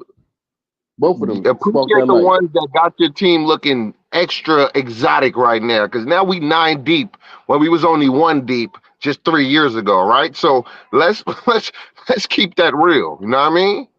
Mhm. For Can real. I just answer And real quick Sherman's question because he keeps asking me? He says, Cowboy Bob, can you please define player development for us? You were right about Dante, but player development. Look at Josh yo, Hart Freeze, last year. hold on, Bob. Freeze, you could take me down. I'm about to get out of here, fam. Oh, see you Yo, later, yo, smoking meat. SK, my Yeah, bro, man. Thank you, man. For All real. I'm saying, as far as player development, we Peace saw it to you, last year homeboy. with McBride. We saw 100. it with Josh Hart. They both developed their 3 point game and they also created better than what they did. That's the player development within the system. I was wrong about Dante because I forgot about that. But if you look at how McBride stepped up, you even look at Precious. He stepped up when we got him with the trade. So player development isn't just what they bring to the table; it's how well they develop in our system. And a lot of the trades that we made from Josh Hart and OG and these guys have been developed and playing well here. For example, Smoking Nick talked about how he OG was doing the stuff that RJ wasn't doing. That's player development because he comes to the table, brings the Hold on, skill hold set. on, hold on. About that, that directly goes against you saying you wouldn't do a mid-season trade. No, no, See, no. I said Because from you said no, no, no, no, oh, no. see, I'm talking about this see, season, Dre. Because the thing But is, I'm see, this. I'm saying Go them ahead. see, dudes came see, along in the middle of last see, season, and you Mm-hmm. talking see. about they developed well. Mhm. That you can't just be against a mid-season trade talking about how it wouldn't fit. When I don't think there's Mhm. ever been a fit at a mid-season deal like OG Nowhere. was, or Well, even everybody even says at, and Kawhi Leonard. even Precious got put in as a throw-in, and he fit. Mhm. So you can't be if an opportunity presents itself. Remember this run that we going on is gonna be for more than just one season. It ain't a oh, if we get a guy we gonna have to figure out a way to like integrate him into the system because we only got 1 year and a half. No, if we get somebody, they're gonna be around for the next 3 4 years. And that's the Like problem I have. it ain't a one off. This is gonna be an extended run. But Dre, that's what I said earlier too. If we're gonna get that player, we're gonna be locked into that player to where we lose value. Like for example, the 3 players we'll be losing, Sims, McBride, and whoever else, we are gonna lose that talent and have to rely on this player for a long term.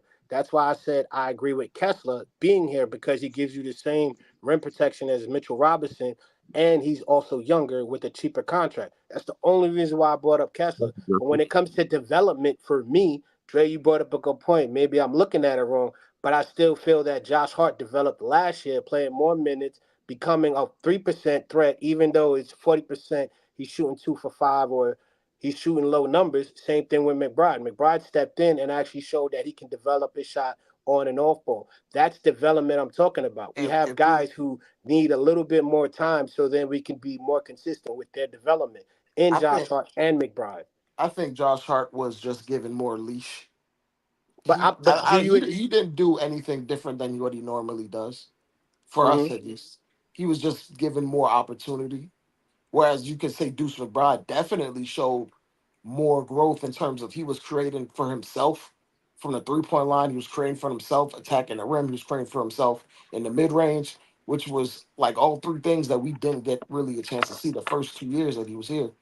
But Whereas whereas Josh was basically given carte blanche and he got 40 minutes to do what Josh does over 40 minutes.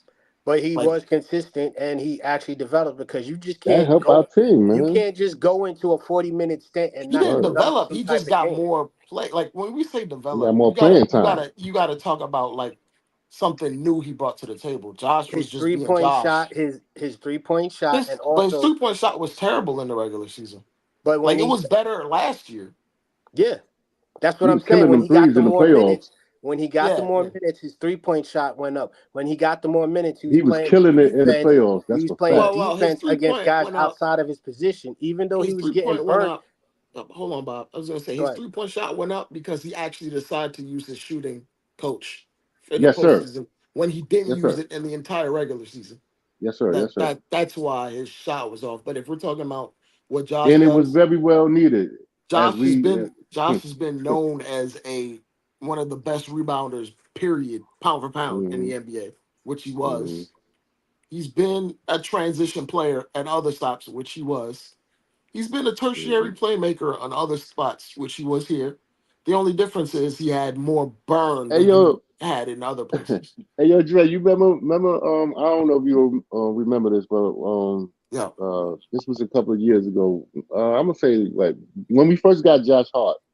And I was like, man, what are you gonna do for us, man? 6'4", da da da. But me and you had got into it a little bit, not on some negativity or nothing like that. yeah, yeah. But you was telling me the intangibles that homeboy had and stuff like that, and I was like, No, man, he I want. didn't. No, he No, that didn't. was me. That was No, he more me didn't. than anybody. I'm the That one that wasn't said that he should wasn't be Listen, signed. Dre. Dre hated that man since day one, I Exactly. bro. know I'm the that's one why. that said he This should is be why I'm trying to signed. make a joke. This is why I'm trying to make a joke. Dre ain't like him. Dre hated that dude since day one. Dre But hated him. I was indifferent, and then I got upset because that man. Like I'll say this because Uh, he's gonna good make one, basically. Freezy. Yo, Freezy caught it real quick. I'm sorry, I don't mean to interrupt you, Dre, but Freezy caught that real quick Yeah, Dre because wouldn't have spit on that I man if was he was making a on fire, joke. bro. Dre did not like this dude at all. Oh, at So when all. I'm listening to him, I'm like, yo, wait a minute now, hold on, because I know I ain't talking to Dre in a minute, but I hear something different in his voice and the accolades that he given to Hart. So No, no, no, go no, no, ahead, no, no, no. go ahead. I've been kind of indifferent on Josh Hart. Uh-huh. I don't hate The same him. way I was like with Julius. The same. I'm not even gonna front. I ain't like Julius, man. I So don't when hate you him. talking, I I don't didn't hate hate him. him. I just didn't like attitude and It's the movement. problem I have with like his product. Like I'll put it this way: if he comes in like last year when he didn't start, that man averaged 6 points But that man is in a the game dude. in He's a games he good didn't dude. start. And Mm-hmm. if I'm paying $18 million, I need to get premium production for my bench player. If he's making mm-hmm. 18 to $20 million off the bench, and no, I'm Mm-hmm. not saying he needs to go out there and get me 15 or anything or get me 10 rebounds a night off the bench because that's just not feasible. He's only going to play about 25 to 30 minutes depending on the matchup, right? Mm-hmm. But I need him to actually take like his jumper serious instead of just putting it off, instead of turning down shots, instead of Mm-hmm. like being hesitant. Like I just need him to hone in on the things that he's not necessarily great at Mm-hmm. and at least just be league average at it. Because Josh Hart with a league average three kind of just it's overwhelming when we go against other teams when we have like a 7-man, 8-man rotation of just guys that could legitimately start. Right. when we were going through early part, like I'm gonna be real with you, from December to about February, Josh Hart was just getting cardio, man. Like he Freezy, am I lying? That man was just getting cardio, playing Mm, like aimless basketball. mm. And like you got a better version of him in the aggregate when he played more minutes. You got way more. You got better version of him in the aggregate when you play more minutes. But he's not his play style is not the type to be hyper efficient in 20 minutes. Mhm. The injuries kind of unlocked a part that made it better. Like you can live with him getting way more rebounds from the guard position when he's getting 40 minutes because it helps And you in the and aggregate. he's the type of player like a Robert Ory type that plays better when he's around better players. Mhm. Yeah, But Iron Man. But a guy like Robert Ory is never gonna be your franchise type player. Like anybody remember Robert Ory on the Phoenix Suns? Of course, Yep. of No, course. no, nobody remembers Robert Ory on the Phoenix Well, he Suns. was mediocre, bro. Yeah. Right, Everybody remembers him on the Rockets, Wasn't Bulls. he traded and for like and the Cedric Lakers, San Sabalos or something like Antonio. that? Yep. and San Antonio. yeah, yeah. He's that type of player. Fortunately or unfortunately, however you view it. Right. But the thing I wanted to point to, Cowboy Bob made a point, and I just Yep. wanted to add supporting data to that conversation. The trade thing is weird in that you can't just say trade, right? Soul Finger in the building. Soul What's Finger, what's up, happening? bro? What's going on, So Good fellas? finger. afternoon, Mr. Hey, so Soulfinger. finger. What Salute, up, brother. Soul? Soulfinger. Man, bro, I've been having issues trying to get in I here, see, dog. bro. Yeah, Man, bro. yeah, I had to go in I through can't get my Safari. camera to work, man. I don't know what's going on with my camera. That's why I found out a couple of times. I don't know, man. Listen, Just guys, just Gremlins. download the StreamYard app and copy the link and put it in, and everything will start working. Go ahead, Unc. oh well, Did you that got to send me already. that information, Yes, I bro. want to. Word. Right. But anyway, The thing about the trade scenario, and you so you have to look at it from a bird's eye view and in a vacuum at the same time. It's the reason why thinking about doing a trade and then executing the trade and then having the participants that you swapped for improving you is always a difficult proposition. Like for instance, one trade we feel like we won hands down, right? But the trade is even because the Raptors feel like they won also, right? They got a franchise point guard and they have a wing player to go with Scotty Barnes. RJ Barrett balled out once he got to Toronto, right? Data and data backs that. That's just not my personal thing. RJ Barrett was a more efficient scorer. Emmanuel Quickly was a better playmaker when they were let play in Toronto. At the same time, we get OG and Anunoby, and as soon as we get OG and Anunoby, the Knicks go 14-2 with OG and Anunoby, right? But the reason why a trade is difficult to put together, I'm sorry, to visualize and then consummate and then put into place for it to work is because there are so many moving parts in a trade. All it takes is for one piece out of the trade not to work, and the trade is a failure. Example given is the trade with Detroit, right? The trade with Detroit, we felt like, we got rid of Evan Fournier, we traded away Quentin Grimes, we traded away Ryan, we traded away a bunch of stuff. We got other guys back in return. But did that Detroit trade really work? We got a Euro scorer off the bench that struggled with his shot as a Knick, and that was a bad defender. Well, didn't we already have that in Evan Fournier? That was at first. That was at first when Bogdanovich first got here. Now, of course, he got better as he adjusted, but the immediate results suggest that it was a net neutral trade for us in the short term. Right. In the short term, it was basically net neutral. Right. So when you look at how the trades happened during the course of the year, instead of saying that trade made me feel good, I think what we could do is look at the results And what I would say is on December 30th, the Knicks were 17-15, right? 17-15. After that, they do the OG and Anunoby trade, and the Knicks win 14 out of their next 16 games, right?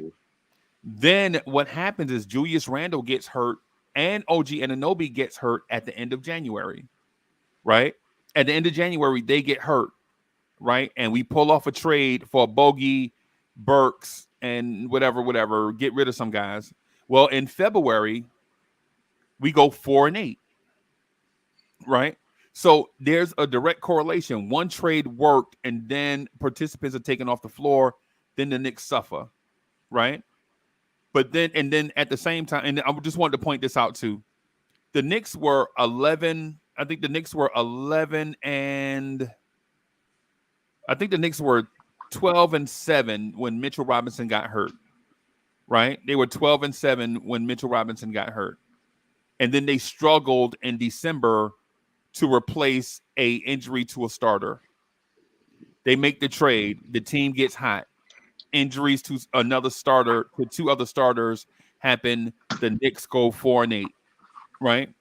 Then in March, they go 9-5 after they adjust after the trade, and after a starter gets hurt, and then they go 6-2 in April. And so what one can say is the Knicks are not going to do a trade just to do a trade, right? The Knicks are not going to do a trade just to do a trade.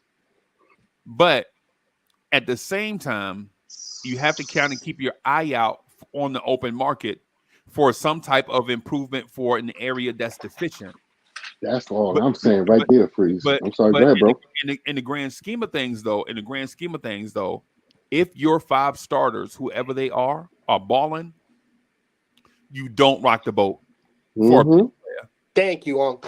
Thank you. Right? If your guys are hooping, like the Knicks were 12-7 with Mitchell Robinson healthy and Randle coming back from injury and Brunson off. Randle was injured. Well, Randle was off to a slow start, and Brunson had a few up and down games, and the Knicks were still 12-7. And then Mitch got hurt, right? Then we went in the tank a little bit because of the adjustment period of one of your starters going down. After that adjustment period, the Knicks get scorching hot, right? And then OG and Randle go down. There's an adjustment period where you have two starters out of actually three starters, but you get what I'm saying. I'm calling Hartenstein a starter because he started a month right before Randle and OG got hurt. So I'm assuming we all assume that Hartenstein is a starter, was a starter at that point. When those two went down, there was an adjustment period, and then there was a self-correction where the Knicks got back to winning basketball. So in the grand scheme of things, what I'll say to the things that I heard is should we trade just for the sake of trading? No. Right? Should we trade for the sake of trading? No. Right? Now, should we just rock with the guys that we have? Absolutely. But keep in mind, if an injury happens to a starter, even if we do a trade to improve, there still will be that slight adjustment period where you might see the Knicks go 4-8. Or there was another losing month. The Knicks were 6-8 in December after the Mitch injury, and then they were 4-8 in February after the OG and Randle injuries. But every other month was either a winning month or basically an even month. Thank you. I agree with that. That's what I was trying to say, because that not winning can hurt us, especially later down, because it's going to take time. If we're playing well, why do the trade? I agree with that. But if we're doing well and we get injured, and later on down the road, we still need time to get those guys into our system. That's why I keep saying I don't agree with the trade. I think we're good with what we have. And if dire strengths, we should hit the market. Bob, did you hear? Hold on, I'm sorry, Dre. Did you hear what Freezy said? If something happens major, if something catastrophic happens to one of our good players, you always supposed to keep your eyes on the prize and look at other prospects that come in and bring the show up the wound and whatnot. So I mean, actually, what he just said, it works to both of our intangibles it works for both of us and whatnot. Because all I was saying is I want us to stay healthy and get through the season. But if something happens, Mitchell, Jalen, I don't want that. I'm not looking negativity to them cats. But if something happens, of course you're supposed to keep looking at different aspects to make the team get better. Now the chemistry is off because we had to do what we had to do. But I agree totally. With Freeze just said. Facts. That's why he's the number one Chief Rocker. Go ahead. So figure you got the floor, man, because we both agree. I looked at it as you were saying we need to make a trade, but No. the way I Unc don't want to says make it, no trade. I think we got enough what we got. But if something all right. happens, bro, if something happens, if you work at my job, you out of here, homeboy. I'm just sorry. Come back when you ready. You know what I'm saying? But until then, we need to shore this up. Word. Go ahead, Soulfinger. I'm dying to hear what you got to say, sir. It's been a minute. I've been No, talking a lot. no, I've been Salute, listening to you Soulfinger. all the whole time. So what? I mean, what's the? I mean, what's the happening? We talking about Valanciunas coming to the Knicks, Nah, or we don't what? want that. I mean, No. I'm just saying. I heard everybody say that before. Look, I'm just gonna say this, man. People, I seen, I have been around in a while. I just sit back watching and just different shows and listening. And people want to trade to trade. I don't understand the concept trade to trade. I just, it's like it makes no sense to me. Well, we need to trade. We did. Man, stop. Sit there.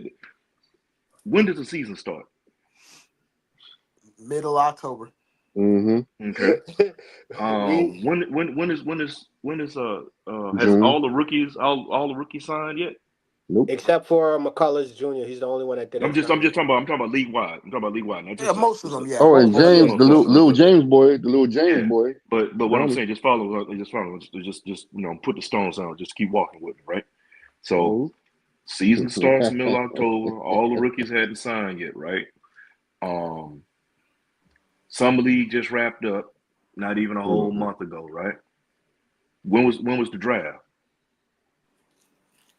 A couple of weeks ago. A little bit before. Like 3 months ago, pretty much. Okay. Mm-hmm. So I say all that. I'm about to put a G-man phrase. I say all that to say this. Why are we tripping about trades? Getting this and getting that right now. The season hasn't even started. We ain't even started. Cats ain't even started.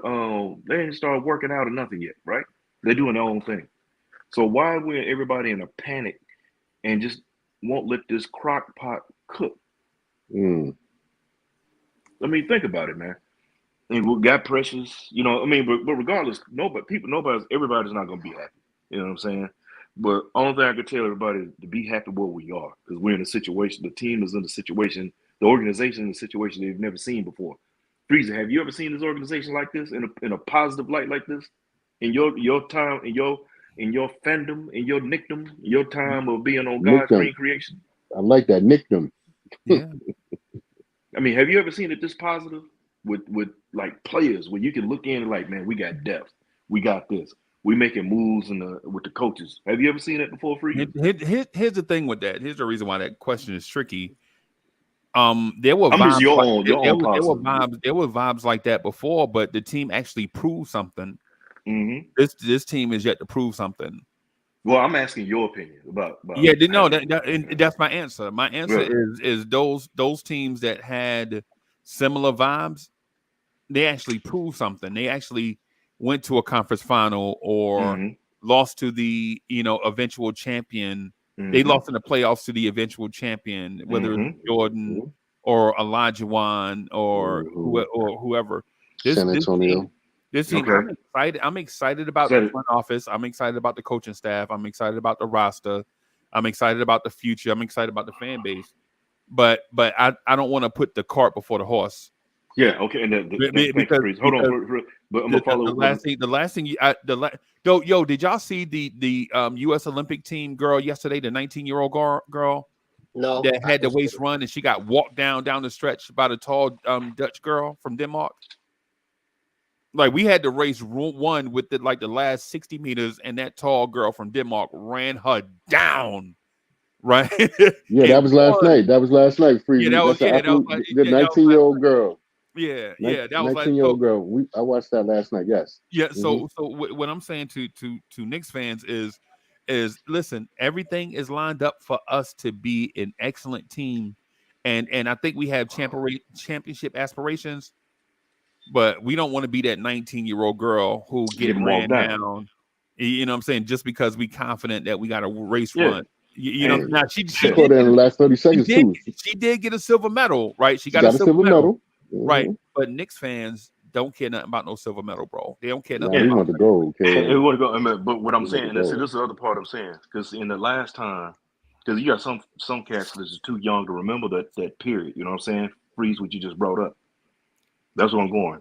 So you got some that's too young to remember. You got some that's been around, remember those days. You know, Mhm. that era. You know, Mhm. myself included. Remember, we get in Mhm. there and we think we about to win us a championship. We were up and we come up short. Came up shorter than midget on his knees, but hey, it is what it is. That was then. This is now. But we went Mhm.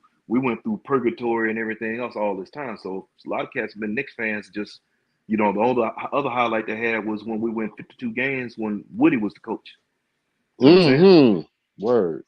So it's been few and far between. All I'm saying is just let things come together. It's gonna come together like butt cheeks. Just let it come together, man. It's just that Mhm. we got too many people just want to make moves and break up something that shouldn't be broken up right off. Right. We haven't tipped out a ball or nothing. We don't know the lineups. We don't know who's gonna be what. You know, there's been some serious moves been made. Getting Bridges in there is an extremely large shot in the arm. You know what I'm saying? Mhm. And bump national media. We know what we got going on in with our squad, with our team. They are a power. It's not that's you call me a homer. If you want to call me a homer as an insult, well, I think I wear that. I I'm a wear homer. the homer. I wear the homer title like Mhm. Flavor Flav wear clocks around his neck. So Yeah, boy. you know what I'm saying. So that being said, man, we're in a very, very good. I'm very positive and upbeat about this team. I'm not looking at it from the negative spot. I wasn't in panic mode when iHeart left. I mean, bro, I said he was gone. I said, man, iHeart. I told you about it, Bullet. Freezing. I said, man, iHeart played Yeah. itself out of New York, just like Nerlens You did. said it now. You said it. You said it. Yeah, I said he You played said it. himself out. So I knew that was going to happen. We have to see. Excuse You me. said it. Give the other guys a chance because there's other move that's going to happen. Down the line, they'll make the Mhm. move when we need to, but right now, man, we're in a really, really good spot. They just signed another, trying to take a flyer on that cat that Mhm. Orlando had all the knee problems that was supposed to be good. First round draft pick, see what happens with him. Right. Mhm. Cats are, making strides. We'll see what's going to happen, You man. know what his player comp is, Mhm. Cowboy Bob. You know what Chuma Okeke's player comp is, right? No, OG Anunoby.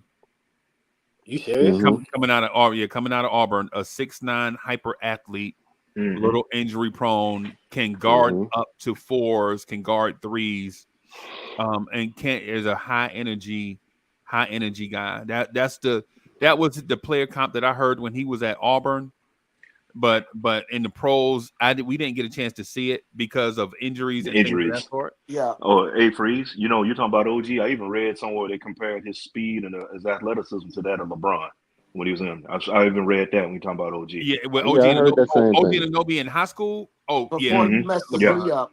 I think yeah. Okiki messed his knee up and dropped out of the lottery because of it. Yeah. Facts. Yep. Yep. Be- Yep. So what you guys? Yep. but before, like the comp, it was a pretty on spot comp. The only thing is OG developed his jumper. Okiki didn't. Yeah. Like Okiki's jumper is still not where it should be. It's a mess. Yeah. Hey, yo, Wise, get on the chat, Wise. You. I see you typing. I'm sorry, family. Yeah, Wise, get in the chat. he not able to. I talked to him I earlier. know, I know he ain't able to. That's why I'm messing with him.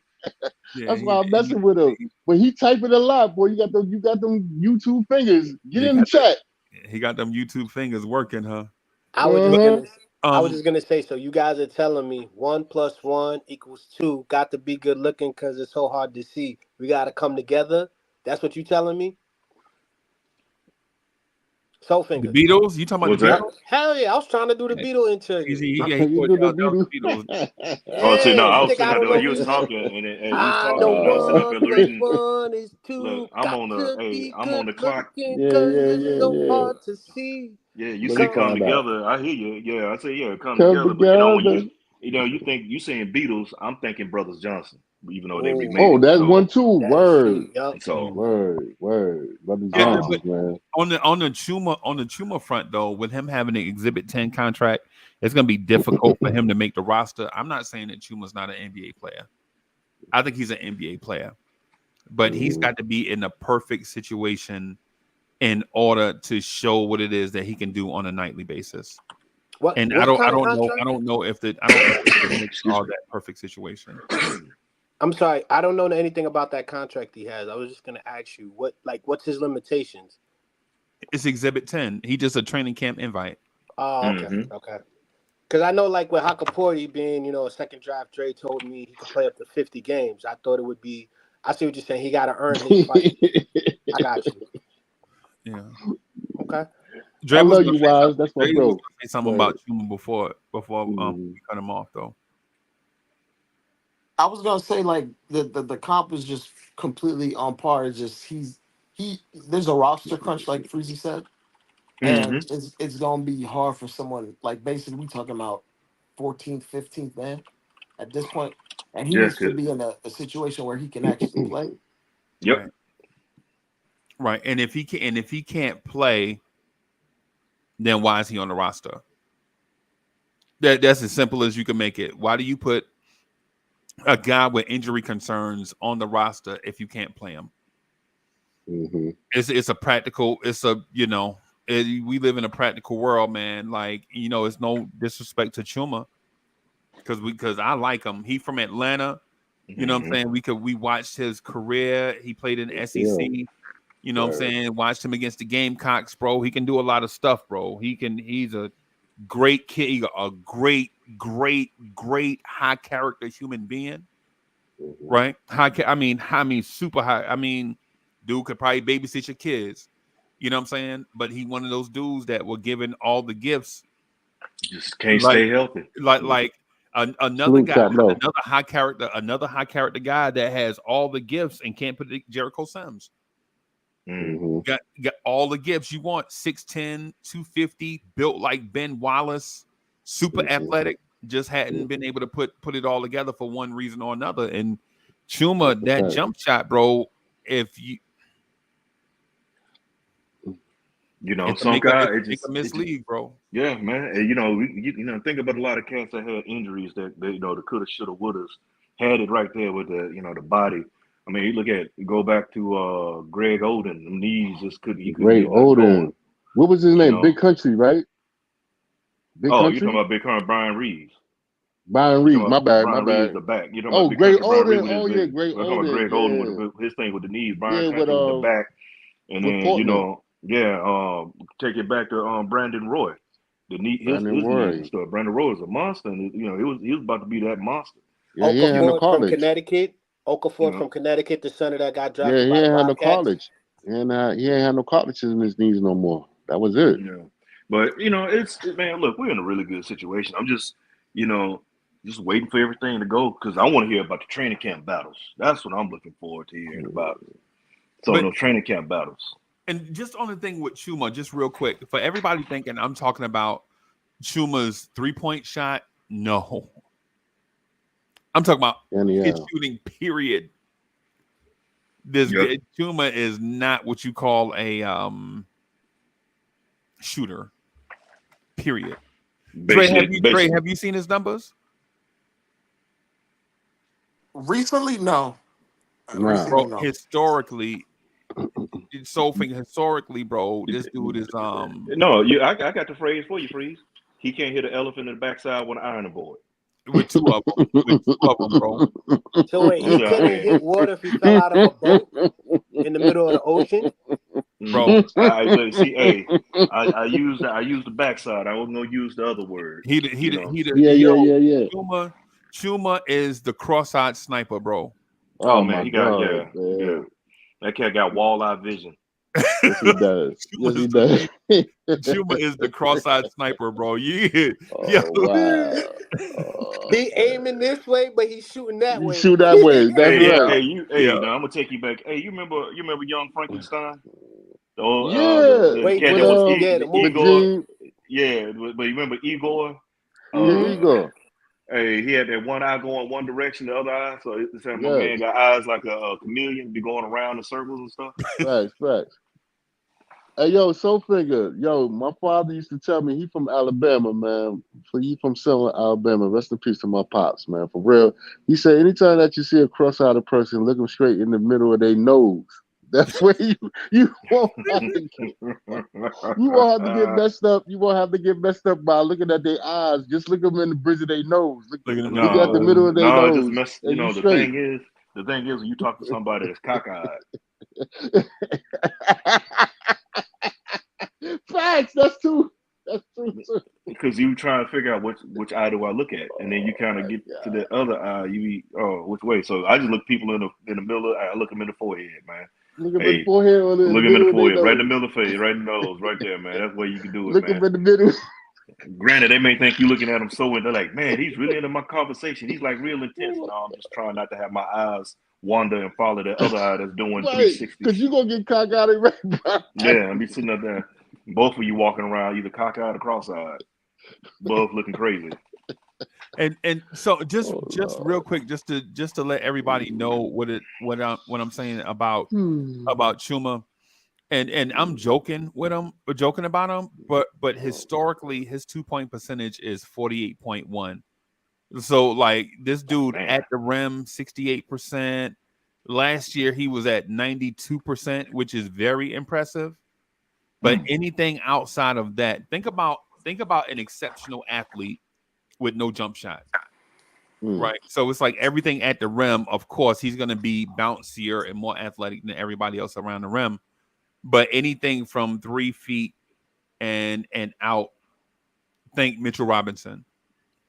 Hey man, Right. hey, see, you made me think about the days when you going out to the court and you see this cat, he got on all that gear. You're like, oh yeah, he got handles. But I'm not to knock And you get there. out there and get out there on the court. And the minute he shoots, he throwing up cinder blocks and boulders. Cream Mm, Biggums. mm, mm. I was But gonna man, say. yes, Cream Green Bigum. Bigums. I was Yeah. gonna Steve say. Biggins. I Hey, think that's the wind got my shot. I was just gonna say, I think the way that Unc just described his skill set, we actually do need a player like that. I'm not saying we should sign him; he should earn his spot, but it does need help because a lot of times we were relying on the long ball way too much, and there were times I know I've been screaming, "Get downhill, get the passer, get down to the basket, get to the free throw line." So he might actually give us something that we were missing if he makes the Nah, roster. he ain't gonna no. He ain't no. He's not like that. No. I'm trying to give some I know type of you. I context think to it. See, you making up stuff. Now you're making up stuff. This dude, nah, if he Yeah. had check an his elite coffee. handle, he could get to the rim and didn't have a Okay, shot. Freezing He killed wouldn't that. be on an Exhibit 10 contract, bro. Hey man, good y'all better point. That's check. a Hey, fact. That's a fact, bro. check Bob's coffee. I think he got it spiked. What you got in Nah, there, Bob, yeah, man? You got some of that rum what's in in there? your cup? What's in Yeah, your cup? I got the Jamaican the Welsons best and It's part of Never. not waking up Folgers. It's is not spiking the Folgers. coffee in your cup. It's 151 in your cup. I'm just no, because I'm just trying to see why would they add a guy like that to me. I'm just thinking maybe because he could get downhill. But you say he didn't have handles. Now I'm like, yeah, No, that was stupid. he's not that guy. Think about No. OG Anunoby's handles. When you watch OG Anunoby, do you think handles? No. You might think like we think Dirty Sprite. functional handles, Yeah. but nah, OG ain't. OG don't have elite handle. He's got function. He could do whatever it is he want to do on the court, but he not gonna pull you Whoop the out and floor. sauce you up. Nah, he ain't. Hey, Facts. hey, Okay. He ain't gonna Chop drug Low you up. brought up He a ain't gonna drug name. you up. Hey, shout out to Chop Low. He brought up a Shop name. low. Yeah, hey, Alfred Payton. He can drill. He can get to the rim, but man, don't ask Alfred to shoot, and I pull for him. Hey, then the sun and the moon, full moon hit, the stars align, He stars he and stuff wish he align. could he wish he could shoot like Alfred Payton, bro. Man, Dang, is that bad? Mm. Wow. Alfred Payton Okay. wasn't a shooter. He can take it to the rack. He can hit a Oh free Funny yeah, throw. enough, he'll drug you funny up. enough, Yeah. he lit us He up get you. in the Yeah, garden. yeah. I think he hit like a couple threes against us in the garden. He's Drew Blue. He said dirty Sprite. Yeah, dirty Sprite. Yeah, for sure. For that You don't man, Sprite. remember he gave us like 15 points one of the times we played the Magic last year. okay. Oh, you talking about the January game? Yeah, he dropped like 15 in the first half or something like that. Are you talking about Yeah, he Okiki? got Yeah, busy. Okiki was He got giving. Yeah, busy, he was Dre. giving us. He was Yeah. giving us the blues. I'm He like, got busy, Dre, for sure. Word. bro. But the thing in real life, bro, that man is shooting 38% from the floor for his career, bro. But you know what it is. It's something about playing when some cats come to the Garden, man. It's like Pac-Man We the and Power Mecca. Pellets. We the Dre, Mecca. We the Mecca. And Dre, right? He hit 4 threes against us. He was 4 for 5 from 3 against us. That man's season high. No, it wasn't. So his season high was 16 against Miami, and he went 4 of 8 against Miami. But he hit 4 threes against us. Yeah, I remember he was just lying. He was lying, and I was at first I was like, man, what's up? Why they letting this cat shoot? And then the announcers started Exactly. talking about. Yeah. I was So like, hey, they were like, oh, he doesn't normally shoot. I was like, well, he's sniping today. He's like dead shot. He out there knocking them yeah, down. dead shot The wind must have been blowing. Man, somebody, in the Garden. somebody need to close In the somebody need Garden. to close one of them doors up in the Raptors. One of them windows. Somebody ain't locked the door.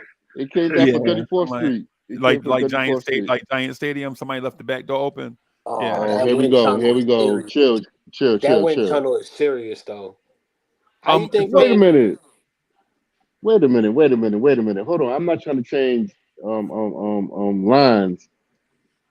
You like the Bears and you like the Cowboys, right? Why y'all talk about the Giants? I wasn't talking about the Giants specifically, bro. I was talking about the Giants leaving the back door open. For us to win? For the win. Yeah, the joke was the wind must have been blowing. Winds, what's good, bro? Oh, hey, go Big talk. Let's get it in. We know we're I'm gonna just messing with Freezy, man. Oh Lord. Here we Deuce go. McBride's agent. Yup. That's right, baby. That's right. Deuces. Oh, He's his God. lawyer, his advocate. He's everything. Lawyer. Hey, I like the Bears and I like the Jets. He takes care of him. That's right, baby. What's up, man? Superstar panel, man. This is an all-star panel. Wiz, what up, homeboy? This is some superstars, yo. My man, I got my praise out, all my love for you, man. All right. I love you too, homeboy. Yo, man. Anyway, big Uncle Freezy. We ain't talking a while, man. We ain't talking a while, bro. I know, man. You've been busy, bro. You've been busy. What you hit lotto or something? Or you hit lotto? We about to bum rush Freezy in a minute. He don't even know it. We about to go see Freezy in a second. Mm-hmm. Oh, I got man. a plan. Yo, I came on because two pet peeves I have listened to some podcasts and everybody this past couple of weeks. And we gotta get rid of these two myths. One of them is why did we let iHeart go? We didn't let him go. We couldn't match that salary, right? He left. We didn't let him go. We wanted that bread. We wanted the bag. So no one let him go, right? The Knicks didn't let him go. But he's gone. He left. We couldn't match the salary. So there's nothing we could do. Above our pay grade, so to speak, at a point, right? We couldn't touch that salary. Nothing we could do about it. The other one is Brunson. Brunson left $100 million on the table. And I'm saying, I don't think it was just a deal. Again, Isaiah, Boston Celtics, little man. That cat had a chance to put up what? Have $150 million on the table? Yep. And he took a risk. Got hurt. And it got hurt. Mm-hmm. Yep. Sister died. Sister passed away and stuff like that. He got mid-level contracts after that, right? Yep. Mm-hmm. He lost 15-man roster spot, vet minimum. Exactly. He got yes, maybe from a point of view. I got you. Could he better himself, Brunson, and then hope no injury and then make it through it and get his extra $100 million? He could have done that. Did he give us a deal? Yeah, I think it's a combination of all of the above. His agent didn't sell him out. His agent, they got a max offer. There's no negotiating after that. We offer you the max you can get right now. Do you want it right now or do you want to wait? And it's up to him and his parents, probably his dad, was like, yo, son, the Knicks get a deal. You get your money up. You got guaranteed money. Mm-hmm. You don't take a risk. And you have a chance for your other teammates to get money. So don't talk about the man losing. The ones who are saying it, that he gave up. He left $100 million on the table. Man, I've been investing Freezy. You know the stock market. You got Series 6 to 3 and 6 to 9, especially. No, that's Soul Finger got 6 to 9. I got Series 68. I was telling girls I do 68. You do me, I owe you one. But I'm sorry, PG-13 channel. Sorry. But you know when you invested in the market, you could time the bottom to time the top. But how often do you miss? Why don't you just take just a little bit above the bottom and get exit a little bit over the top, take the money and run? I've missed a couple of ones. I mean, actually, last year, remember the Reddit burst with what AMC and them were running up because of those kids were pushing it up, short squeezes. I had 1,000 shares of AMC at $3 a share.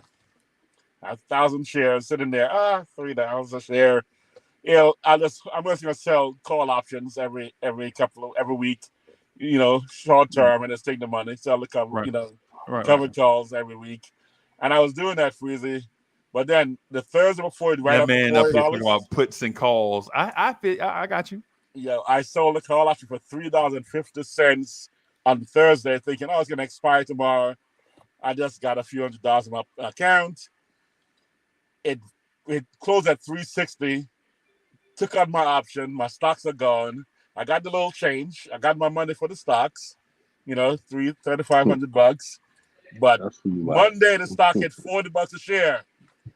1,000 shares, 40 grand gone. I'm just saying. Wow, that's sad. It hurts. So I'm just like, but I got the safe bet. I got the money. Right. You and now we say that as we work our part-time jobs. Yes. So yes, could I have bet on? Could I have taken a chance? And actually, I took the chance, took some extra guaranteed money. Maybe I shouldn't have, but at the same time, you know what? Sometimes you miss the top, sometimes you miss the bottom, and that's how it goes sometimes. So. Hey, Wiz, can I ask you? I've been saving a question just for you, right? Yep. I've been saving a question just for you. Okay. And this is just for you, right? I started to call you the other day, and I actually started to call you in June. And as soon as I picked up the phone, somebody called me, and I forgot to. And then I started to text it, and then I started, bro. You know your attention span be short, right? So here's a question I have for you: if Jalen Brunson sacrificed in order to keep this team a championship level contender, right? And Julius Randle also sacrificed with his first extension in order for us to be a championship contender. How do you view Isaiah Hartenstein, who took the money and ran? Like, do you view Hartenstein as a man that was actually brought into winning a championship with the Knicks, or do you view Hartenstein as a guy that played that 1 year and got his stock up and took the first bag that came his way? You muted, bro. You muted. Wiz, we can't hear you. You muted. Yeah, I was sorry. Although I know he was confident in his abilities, I think he knew deep down that two factors. One is $60 million, right? All right, Dr. Evil. I just said $60 million. Right. Family secure. Achilles was still always going to be there. That Achilles was always going to be there. He's a big man who knew in the right situation he could show his skills, and they're going to be a demand for it. But in the wrong situation, which was 3 years earlier, people may not appreciate who he is and let him go. Like 2 or 3 teams may do that. So he recognized that I am now being recognized at this moment that I also have a potential for an injury on a very critical part of my body. As a big man, the lower body is always vulnerable, especially when you have a consistent, recurrent injury like an Achilles. And then $60 million. So it was the bread. And going to a championship contender that literally won the toughest conference, the most games in the entire, second most games in the entire league, So championship contender, young cats, 60 mil. I am hot right now because I'm in the right circumstance, and I have a potential recurrent injury. I can't just put it on bread alone, but I am leaning bread 60% bread. So he was so based off of what you're telling me, he was like that song from Main Source. He was always looking at the front Out door. the front door, yes, Oh, sir. looking at the So he front was door. so all the Wow. stuff that he did while he was here, and I'm not knocking him. I'm not knocking him, bro, because in a similar life situation, I may have made the same decision. Right. I may have made the same decision, especially when I had never got an original bag.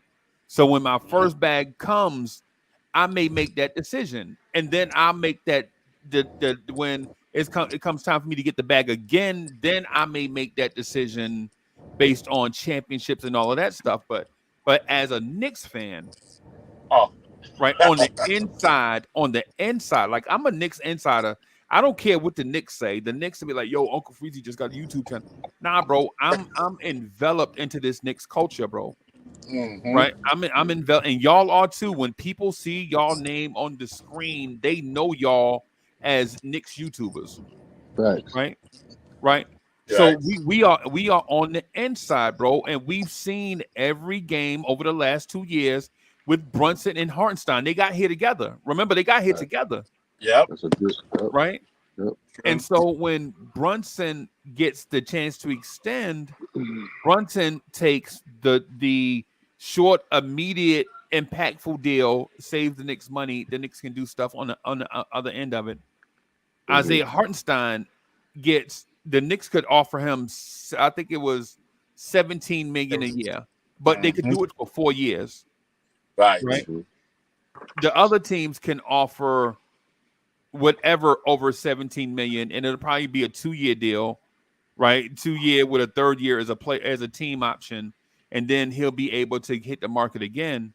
But the thing is, if you're bought into the Knicks winning a championship, would you pass up a few dollars in the long term in order to get these dollars in the short term and win a championship for the guys that you claim to have loved? I Now, know. I know. Well, and well, I, I Family, think real I quick, think real quick. I'm sorry, Dre. I'm sorry, Dre. I'm go ahead, sorry, bro. Freeze. I'm gonna break out real quick. I got some things I gotta do and everything. But yo, I love talking to Show Soul Boulevard. Finger. Pasta salad. Wiz, yo, Dre, I haven't talked to you in a minute. Cowboy Cool, Bob, bro. always my dude. Soul Finger, thank you for holding me down, my bro. It was not when No I was problem, man. missing the action for a second. And Freezy, you my big bro all day, every day. I love you. Grandma love you, man. And Salute. this is definitely a family. And we gonna get this. We gonna win this chip this season. I feel it in my bones. I feel it in my body. And I think for all of y'all being positive, man.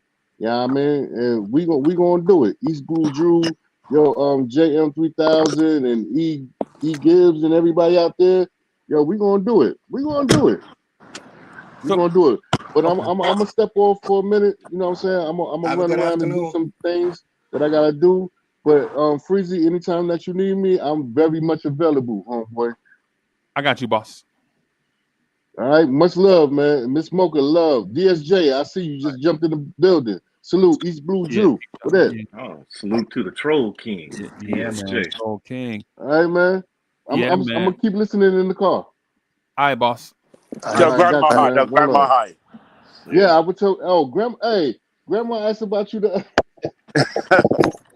Grandma always asks about y'all. She watch y'all. Like she actually Tell her we said watches hi. the programs. Tell her to make you Yeah. some more macaroni. Macaroni, and we'll be there. I Macaroni, and we'll be wish she there. never Yeah. said that. I wish she never said that. But yeah, I used to love macaroni, man. I was 5, 6, 7 years old. I couldn't say macaroni. I used to Man, say that man was macaroni. 14. That man was Hey, 14 years old eating macaroni. Oh hey, Bullet. Lord. Before you go, you gotta. Hey, so you gonna get you some of that macaroni and the VA ham, the Virginia ham? Oh, Virginia. So Nah, bro. We got to get our bench press up before we talk about Virginia Ham. we got to Bro. get our bench press. We got to get on the squat rack. Oh, get a squat away for that Virginia Ham. But no Virginia Ham until Christmas time, man. Yeah, we got to get on steroids, bro, for them Virginia Ham. Exactly. Straight steroids. Yeah. So Anyway, I'm not even yeah. Virginia Ham is in full effect, Big y'all. bag, Along big with pasta bag. salad. Pasta salad. Oh yeah. So what's your Yo, I'll catch thought y'all on it? later, man. Love y'all, man. For real, All for right, real. now, brother.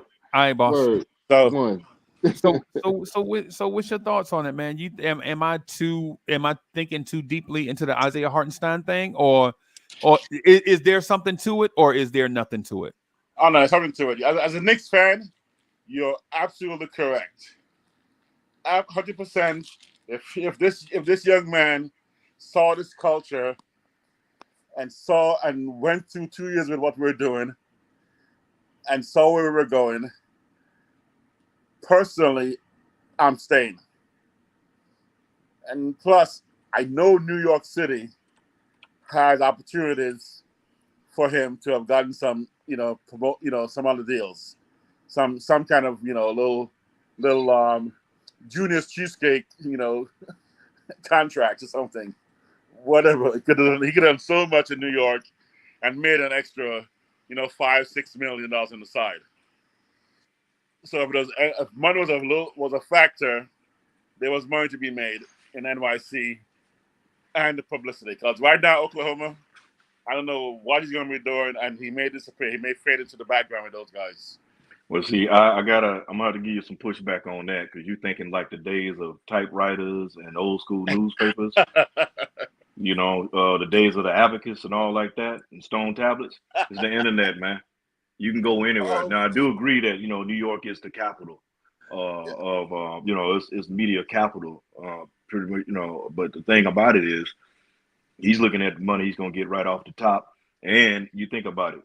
He made a name for himself. He may be looking at it. He can be the big fish in the small pond with all the other guys. And the fact that he went to they were number 2 in the West. No. Number They one. were the number Number one. one in the They West. were the seed. number one. Yeah, number 1 in the West. He's gonna get a lot of pub, a lot of airtime. See what I'm saying? So it works that way.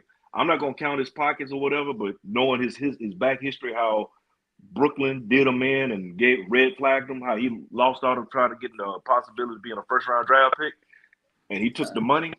Hey, I don't know that man's situation or whatever else, but as they say, money talks. The other stuff, Yeah. walk. What you I was gotta gonna also understand is hold Hartenstein.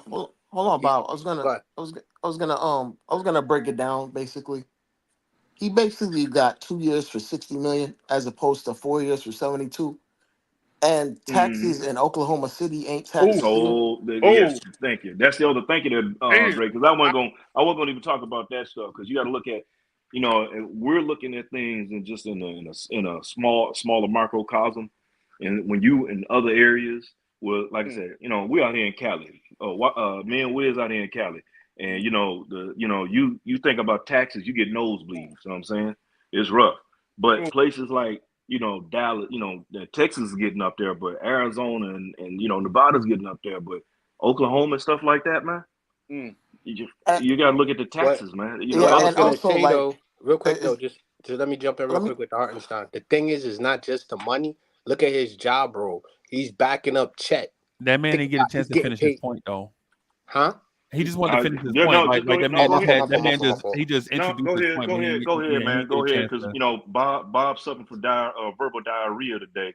And he just can't let you get it in. My fault. I I'm gonna just start wanted calling to them say. gets. I'm gonna call everybody Ginsu. Good, man. Bob I good. I was just I'm gonna gonna wanted call to say, everybody say he's Ginsu. getting paid $60 million to be a backup to Chet. Like, how are and he we may not? not. Hold on, he may But not be a the backup. point We Dre don't was know trying to yet. make a point, but Hold y'all on. making a point about him taking the money. We already knew he took the money.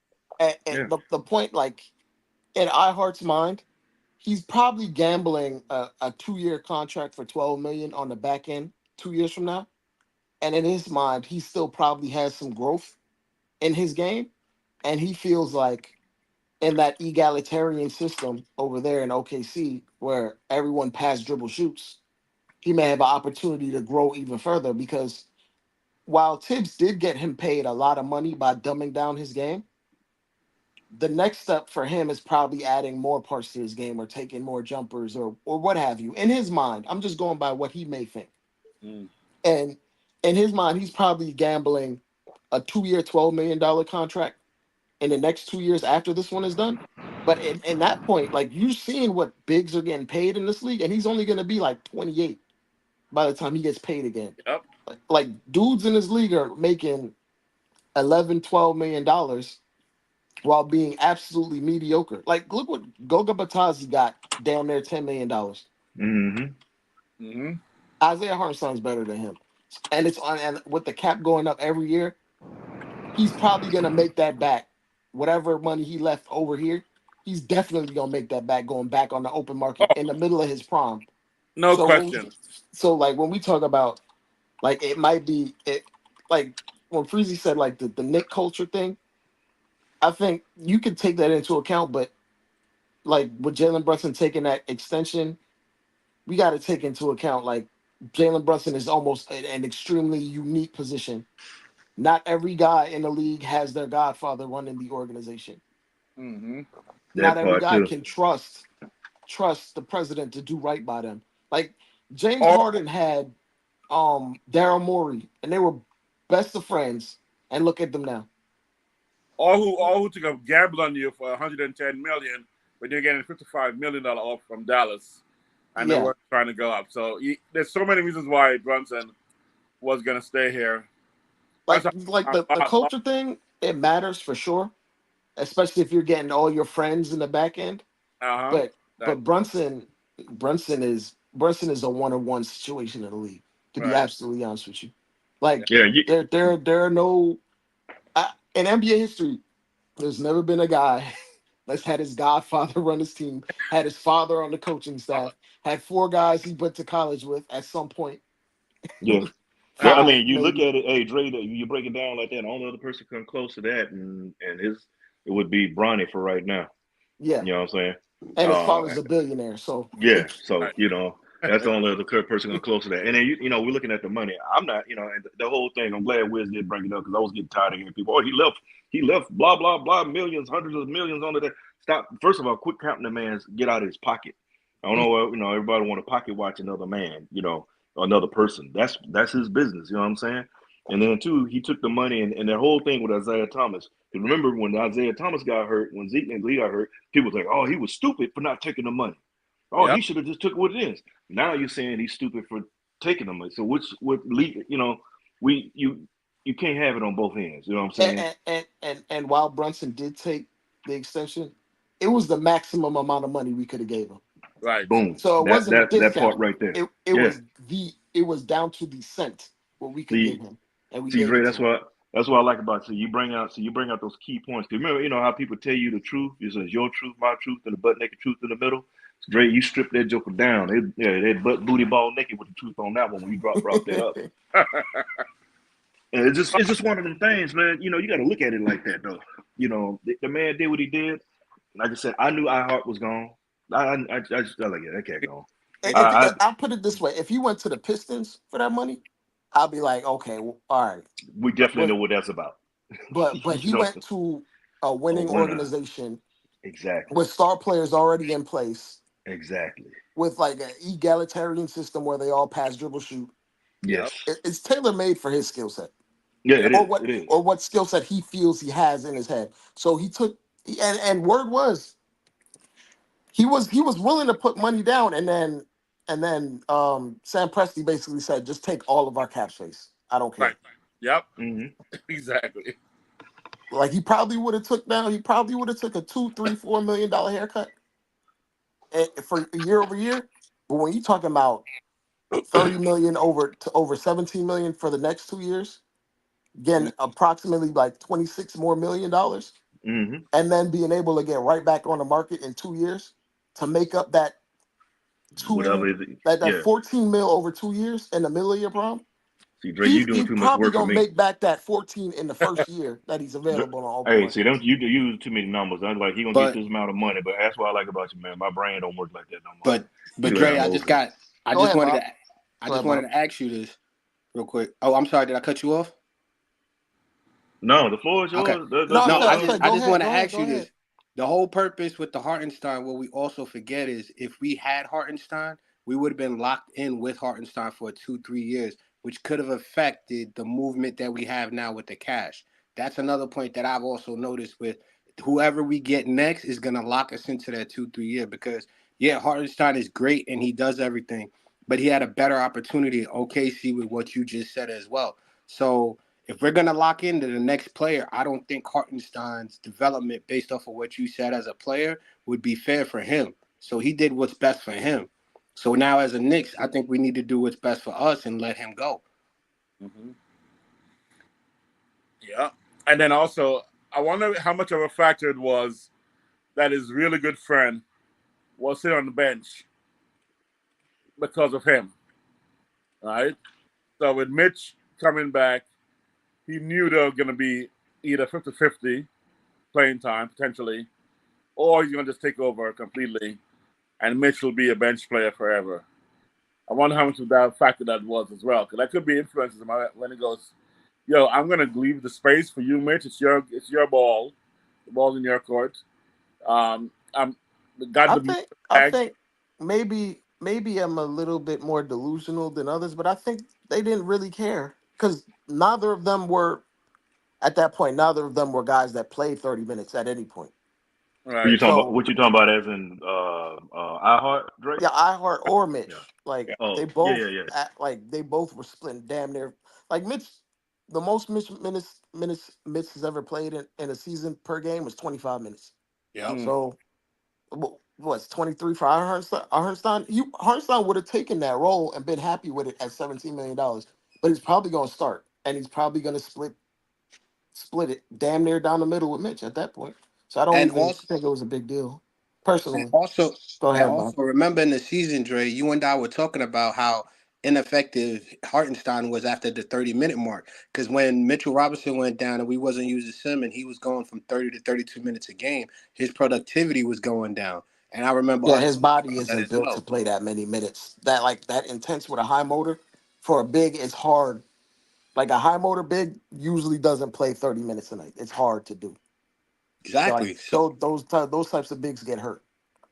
So, yeah. and then And, that's another thing. We're gonna ask him to do that because we know Mitchell Robinson is injury prone. Now we're gonna have two backup centers, well not two backup centers. We're gonna have two centers that are injury prone, especially how Hartenstein is struggles after he hits that 30-minute mark a game.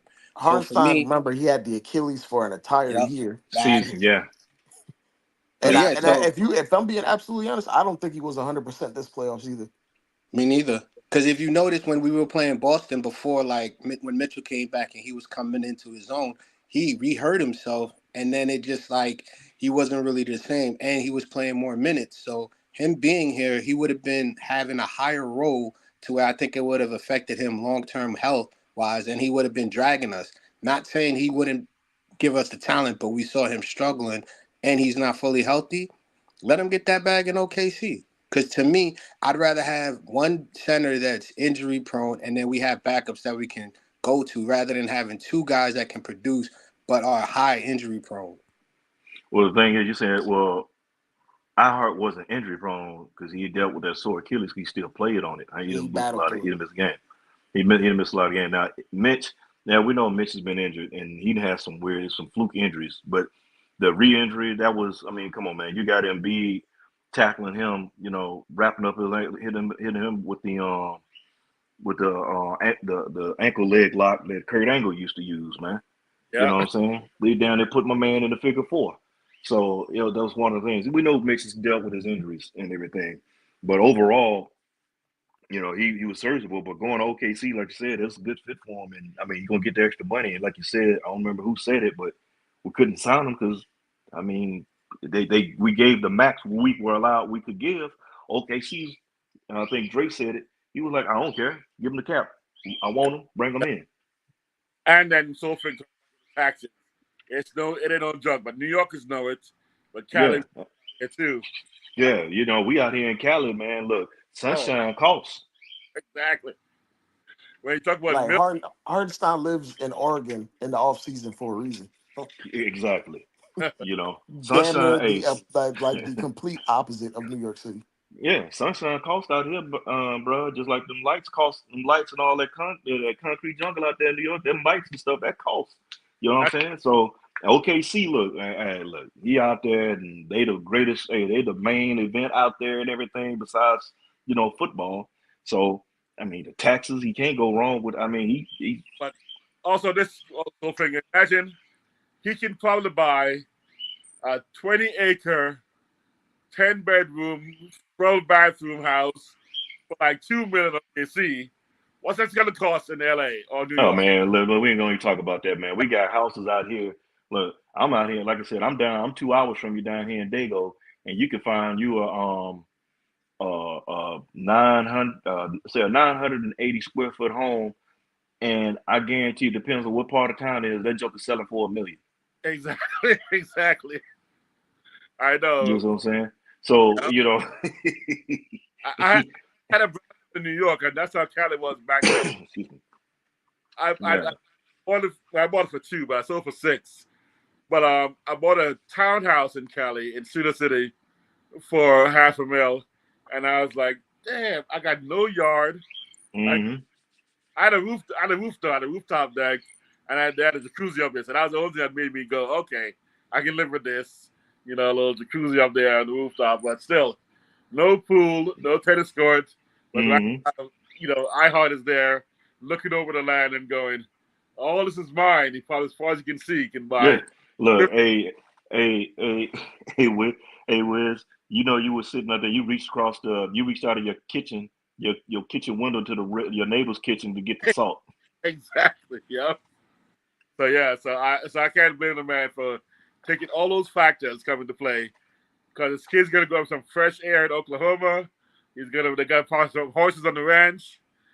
He could probably saw a little mini farm. I'll go work the land for him. Give me $500,000. I'll work the land. I'm just saying he's gonna be living a life right down there in Hmm. Oklahoma. No Hey, Free, I traffic. don't know if Freeze knows got somebody. Let Freeze know somebody backstage. Okay. Yeah, Freezer got to come follow up. Um, but also, the random dialogue you guys had earlier. Again, Smoking Nick is off. So fortunately, I'm going to catch Smoking Nick. He's a true out about Randall. But I was never a Randall hater. But he kept on saying you hate him. I'm like, I don't hate Randall. I just see opportunities Yeah. with using Randall as a trade bait on occasion. And right now, I would not trade Randall. I want to see the team going as is. I want to see the first half of the season. I want to see what happens. But if I'm looking at losing Randall for nothing, I'm sorry. I can't do that. I cannot go into a season and lose a player for nothing. That just makes no sense to me ever, even if it means a potential ship as a 1 year with him. So if you're telling me Randall refused to sign a max offer right now, then we got to go into a bidding war for him next summer. Well, he may be in his third All Star game and is his third or his fourth All Star, and then it's all NBA. I am not paying that kind of money.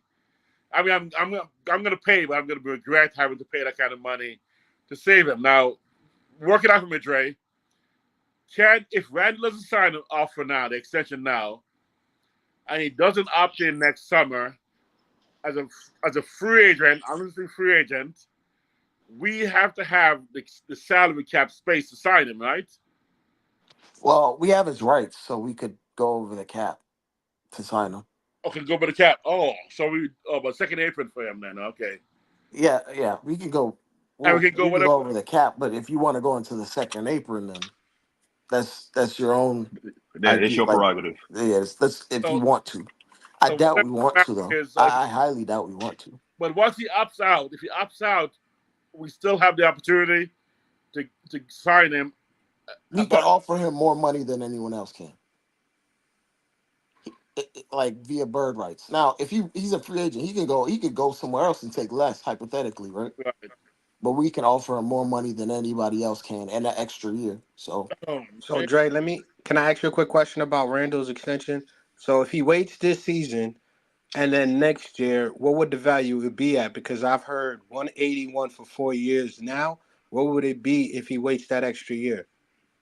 It would be like 5 for 250 or something like that in that range. So he'll be getting paid more than. So wouldn't the smarter thing be for us to sign him? Let's say It would be 150. more beneficial if you think he's in your future. It would be more beneficial to extend him if you think Okay, he's going to be in your future. no, because But that it takes two to tango. no, you're right. Because the question I was asking was because I think we should sign him at 150 guaranteed for 4 years, but it's the 180 He's not contract. taking that. He's not taking that. No, hell no. Okay, all right. Because like I said, I just wanted to see if we sign him now, would it hurt us down the road? I know we would be spending more down the road, but would it be hard cap to where we can't make any moves? Yeah, That's why I was Miguel P. asking. Technically, his max is over 300, but ain't nobody paying Julius Randle post 30, $300 million. Yo, Yeah, that one, that I definitely agree with, and I like Randall. I don't see, us moving him like, like a lot of folk want to just move him just to move him because they don't like him. Some people still hung Yeah, up on some cats still nonsense. hung up on the thumbs down. I'm like, come on, bro. I'm like, man, it is what it is, but it's gotta make sense for a move like to give that up.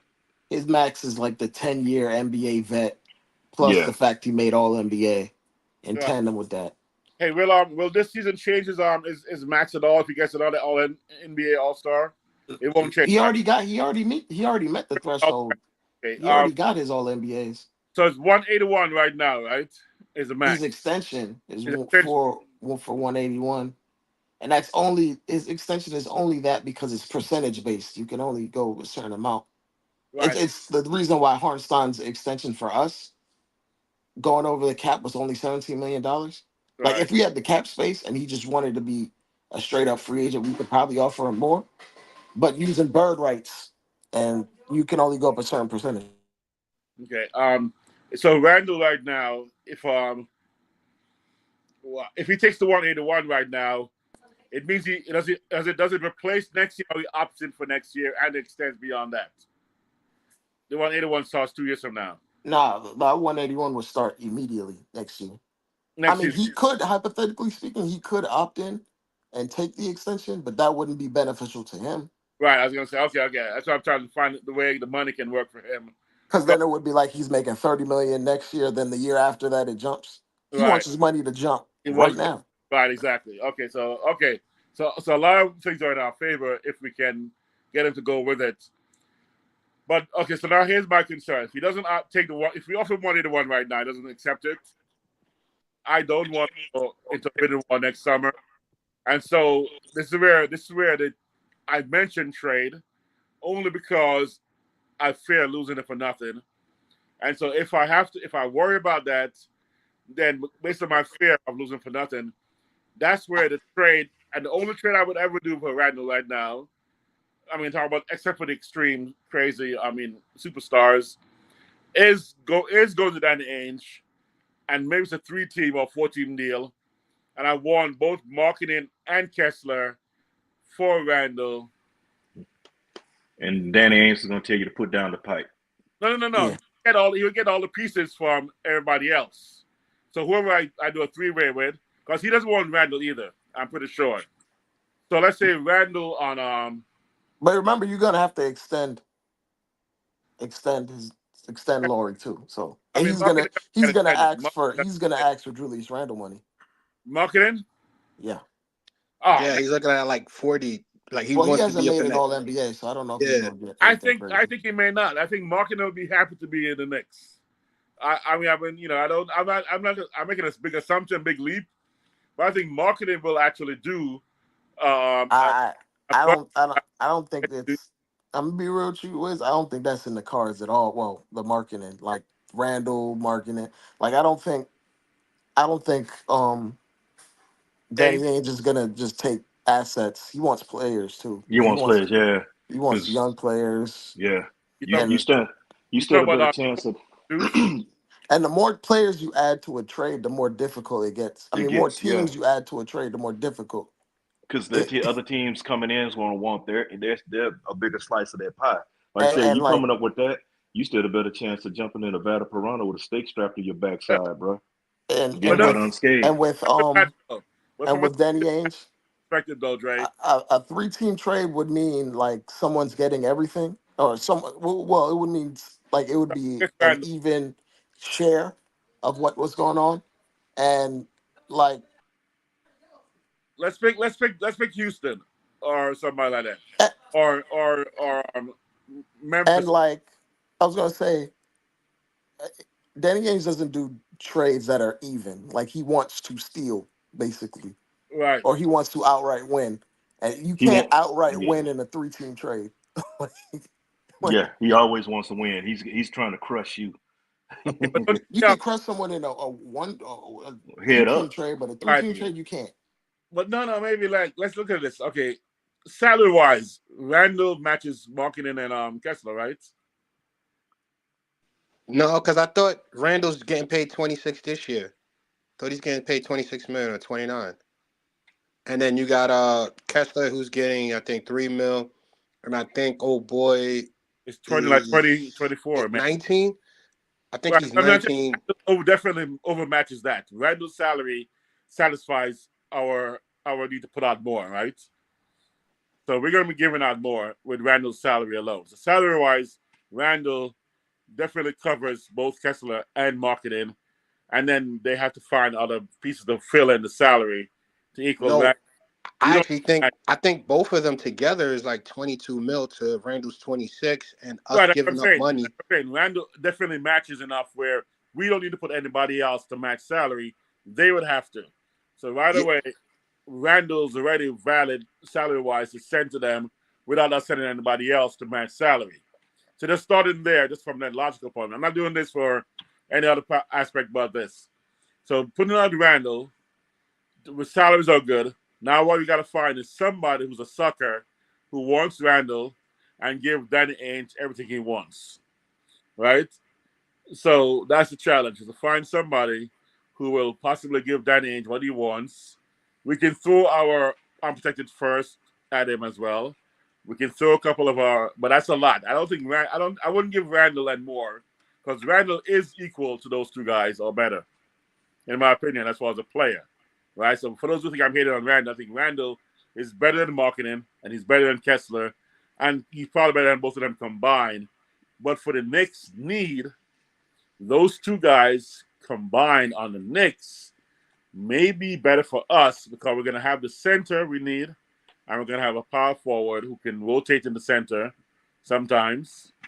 He's going to be a lighter than a small center, not a short center. It'll be a lighter, weak, weight-wise center than Randall would play small ball center.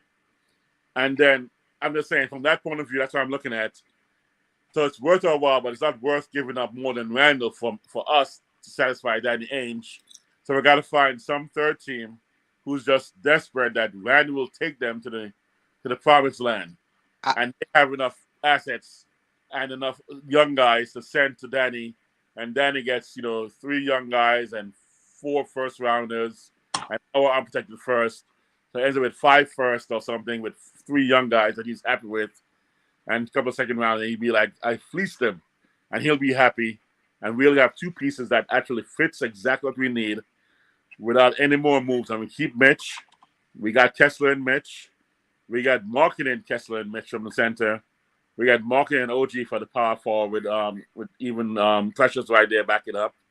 Yeah, I'm just looking at it from that point of view I as far think as I think you made a good point, Wiz. But the one problem is I think everyone's overlooking. Randall has the accolades, but he didn't finish out last season with us. So we, as Knicks fans, have expectations of what he can be rather than what he actually is.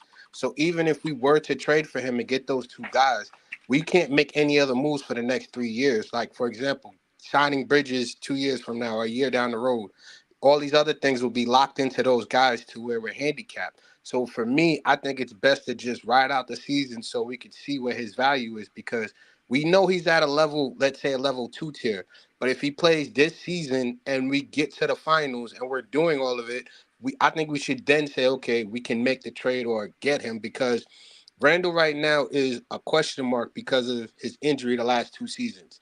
If he comes in and balls out this season, I think we should just keep him because his value is already here. But Bob, I agree with everything you say. But remember, my premise was I'm operating from a point of fear to losing from nothing. That's the only See, criteria. and that's where I you're was going wrong with But that's where Operation you're going Fear. wrong. Thank you. See, that's what I was gonna say. no, Because no, here's the thing. I'm not saying you're not right. I'm just saying that if I act on that fear, is this deal a good deal? I'm not saying we should do that all. I mean, if I act on the fear of losing it for nothing, is this deal a viable deal that you would even consider? Because there's no other deal I would look at other than this one deal that covers two bases for us in some ways, maybe three.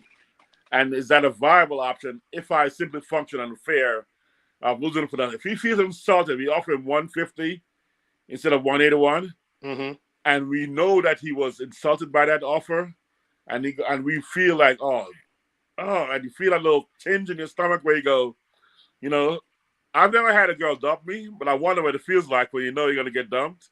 What? I just want, Well, technically, you did get dumped because if you look at Hartenstein, he left us knowing what he could give us. One and two. That being said, if Randall's value gets us to that promised land and but we Rodney, haven't paid him, I no, had hold on, let me finish real quick. I had was my side piece, not my primary girl. No. But this is what I'm Randall, saying. You said you're worried about losing him for nothing. I'm saying we've already seen Hartenstein walk, and his value was good to us. What I'm simply saying is, let's see what Randall's real value is at the end of the season, because at the end of the day, it's about us winning a championship. And if he decides to walk because we can't afford to pay him, the Knicks can make the adjustments around it to make us better. I'm saying that since we have Randall, let's keep him, see what he's doing. If he okay, wants to walk, cool. The Knicks front office has made the proper moves and adjustments to replace players. We will not be able to replace the skill set of Julius Randle, but I think we could find other pieces if he were to walk to give us the championship run we need. And it'll be cheaper. I challenge that because right now we're struggling to replace iHeart, and then you're thinking if Randall walks, we can replace Randall. I'm acting on that fear. That's what I'm saying. That so based on the criteria only of that fear to lose them, and then ended up being where we are, like right now without iHeart, who's not even our main guy, and who I definitely think we can win without. I don't want to lose Randall and try to find someone to replace Randall without having any kind of leverage. Well, But we replaced RJ as well. We replaced quickly. We We also traded for replaced. them. We didn't lose them for that. We traded for them. But I'm this saying is what I'm saying. We found value in players that the Knicks have. Like, so if you're worried about losing, traded for them. I'm then talking about if Randall walks next summer, you're not trading Randall for somebody. You're trying to go find somebody else to come in and fill his role. So that's a different story. If I'm trading for you, I made a trade and I used my whatever analysis I did and analytics, and I go, okay, that's OG's the right one to get for those two guys. Oh, Cal's the right one. I'm just saying that trade is different than going, oh man, Randall's gone. What are we gonna do now? And I mean, right now I'm saying if we literally looking at, can we fill? You bugging. Cowboy Bob, that point you made was whack. I'm trying to understand what he's saying. I'm not trying And to be Wiz, like. Wiz has been trying to trade Randall for 3 years, bro. No, I'm not trying to trade Randall. Yeah, you are, bro. You the same dude that was trying to talk me and Dre into Kyle Kuzma last year, bro. and putting them What? and getting hold on real quick, And then put Kyle Cowboy Kuzma Bob at is the talking 2 guard. about Randall have to prove something. At the time he didn't finish this, bro. At the time he got hurt, he had just been selected to be an all-star. How do you have something to prove when you just got at the time of your injury, you get hurt, right? 3 days later, you an all-star by your peers. Your peers say you one of the best players in the league, and Cowboy Bob up here talking about he didn't finish the season, so you got something to prove. He don't have nothing to prove, bro. You The can't let entire me. league know he an all-star. He got hurt, and 3 On a days dirty later, play, he yeah. an all-star. What the hell are we talking about? I'm just Playoff, trying right, to Bob? look. I'm not Playoff, saying right, it's Bob? my Playoff. fault. Dre, I can't even believe Dre and Soulfinger sat through that, bro. No. Like You know, Freeze. Look. I was Hey, I'll trying be honest. to be honest with you. I didn't believe what I was saying neither, but I was trying to find some type of way to understand. Bro, you Hold on, said hold on. Randall Time had out, something time to out. prove. At the time he Freeze. got hurt, he was both Freeze. times he got hurt, he was an all-star. Yes. Yeah. What do you Freeze. have to prove? No, what I'm Hold on. saying is I was trying to go ahead. I forget what they call it when you like when you're not really serious about a Yo, point. I don't know, bro. But no. All I was trying to say was this. All I'm trying to say is this: I believe Randall should stay and let him do his thing. I'm just trying to find a way of why would you trade Randall if you already know what he's going to bring to the It table. don't matter how you phrase it. Bob, It don't hold matter on, how you phrase it. He's Bob, still you an just said all-star. something, man. Because I was somewhat listening, but not listening because I'm working too. But when you said I said it, but I didn't quite believe what I was saying, man. You talking out the side of your neck, man. Out the Oh, no, side of your what I said. neck. That's what I said. I forgot what it's called. It's like they say like you're making a point, but it's like what everyone else. I forget what No, it's that's called. hey. If you can't make a point, man, that's when it's this thing you got to do is called silence. Yeah, just let Wiz finish. That's all you had to do. Let him finish. Yeah, Just let let him Wiz finish. finish But instead of cutting him off. and then my thing to Wiz. Hold on, Wiz. Hold on, Wiz. I can't let you off the hook. Can't let you off the hook because you kept saying fear, man. This ain't fear factor, man. This ain't a hard flick. This ain't nightmare. This ain't nightmare on Knicks Street. Oh no, man. No, you talking from a place of the fear. Marine Corps. Listen to me. I was in the Marine Corps, not the Army. Look, Okay? Man, look, I never heard a Marine use fear in my life, and I was a I Green know Side it's Doc. not so fair, but Hold on, no, you can't run it. So you can run that with them, but I know, I'm 8404. I was a double dot. I know what it is. I was up in the stumps. I was up there up at Camp Penn. I know. I'm up in the morning with the rising sun. We're gonna run all day till the run is done. So check this out, homeboy. You kept saying fear. Ain't no fear. If you got, man, get the peanut butter out your drawers, man. You can't be shook, man. There's no sense. Because Leon is gonna make a way. That's all it is, man. Just let him be. Let them be. They're gonna take the money and they gonna do. We gonna be all right. We gonna be good. I just said the only scenario. Man, only thing you need to be fearful of as a Marine was a bag nasty. Come on, man. Yo, man, I was also, Paris Island Marine, not the Hollywood Marine out here. That man was talking about trading, get something for Randall, but he ain't said nothing about trading to get something for Deuce. You can talk all that Paris Island. Deuce is a 4th-string point guard, and he ain't said trade Deuce yet. Trade Deuce? What? Are you crazy? Right, that's what I'm saying, bro. Come on, man. We out here trading for the sake of. We out here, Dre. I don't even know why you let these dudes talk about trading for the sake of trading. We already broke this thing down. Okay. About trades and stuff, bro. We put data out there about trading. And we out here just talking about we talking about doing a hypothetical 3-team trade with Danny Ainge and giving Danny Ainge what he want for a guy that we gonna pay the same money as Randall that ain't proved nothing. And for the record, he's only a year and a half younger than Randall. You know what it was, Freeze? They got on. That's called being on NBA 2K, and you found out a way to make a trade happen. And then they went, I'm gonna bring it to the airways. Trade override off. They turned trade override off and put it. Trade override, and then you got it on rookie. You got it on rookie / novice. Okay. Let's take Danny Ainge on the picture. Let's take everybody on the picture. How about we just change the topic? Because I think give me 30 seconds. How about we talk? Hey, I'm gonna pull a Luther on you. How about we talk about here and now? And not all right, here and now. We ain't trading nobody. Nobody's getting traded right now. I brought that up. We trade just to trade. You know what? Hey, Freeze. You know what? Hey, Freeze. I'm gonna trade. You know what? I'm gonna trade Deuce. You know why I'm gonna trade Deuce? I want to trade Deuce for another point guard. Just why? Because I don't know, maybe because he got more value, and he's young. And I'm gonna trade with. I'm gonna trade with. I'm gonna see what Masai Ujiri or with Danny Ainge try to get them in because they both like to win, and I'm gonna win. I'll trade Deuce for Wemby right now. I'm gonna trade Deuce. I'm gonna trade. Hold on. I'm running the show right now on this one because I let you and Bob just go and go. So I'm gonna give. This is how y'all say. I'm gonna give it to you. And so I'm just gonna trade Deuce for like 4 second-rounders, a ham and cheese sandwich, a Virginia ham, and some pimento loaf. That's how it sounds like what's coming out, man. So all I'm saying is, why are we talking about trading stuff when they ain't even set on the floor? We ain't got season hadn't started. We hadn't started practice. These cats, they still saying 1, 2, 3 Cancun right now, shooting jump shots. But Sophie, are you seriously saying that the chance of losing Randall does not even enter your mind at all? No, to be honest with you, nope. It hadn't even entered my mind because I don't think like that. The possibility of this, right? I don't even think like that. You don't prepare for the possibility of the worst. I'm always prepared, but I don't think like that. I don't let fear run me. Not fair preparation. Y'all, no, you said fair. Look. Do we have to fact Yeah, check? come on, To bro. get, do we need to fact check you, Wiz? Remember, you were the same person that wanted to get rid of Randall for Kuzma to put Kuzma at Not two straight guard. up. Not straight up. It's never like even right now. That's what I'm saying. I don't want But you saying trade Randall for Kuzma to put him at the two. That's like, hey, No, it Freezy, was not.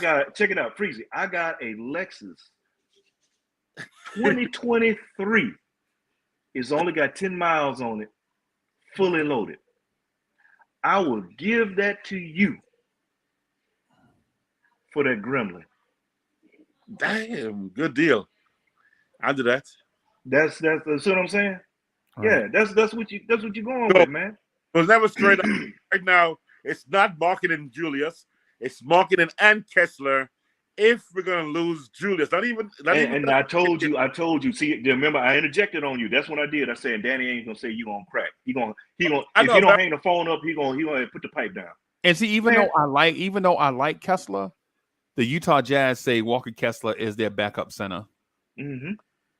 Even though I like Kessler and his potential, so I'm going to trade a one-time All-Star for Utah Jazz and that is ready to get a bigger extension than what Randall will ask for, and Walker Kessler, who's their backup center, who I don't think is a backup center, but Utah says he is.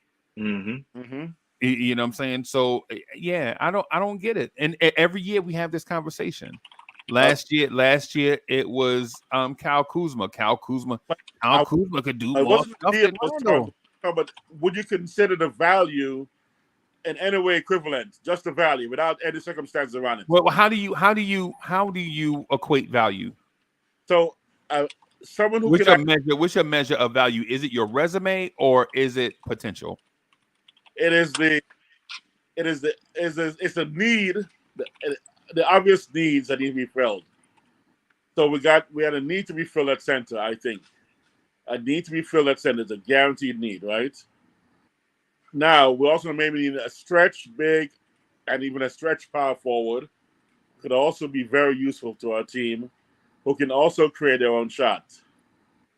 If those two are available, those two needs are available, is that worth Julius Randle? No. Okay. Thank you, Freeze. You beat No, me to it. I don't even know what we talking about, bro. I know, man. And here's the thing, right?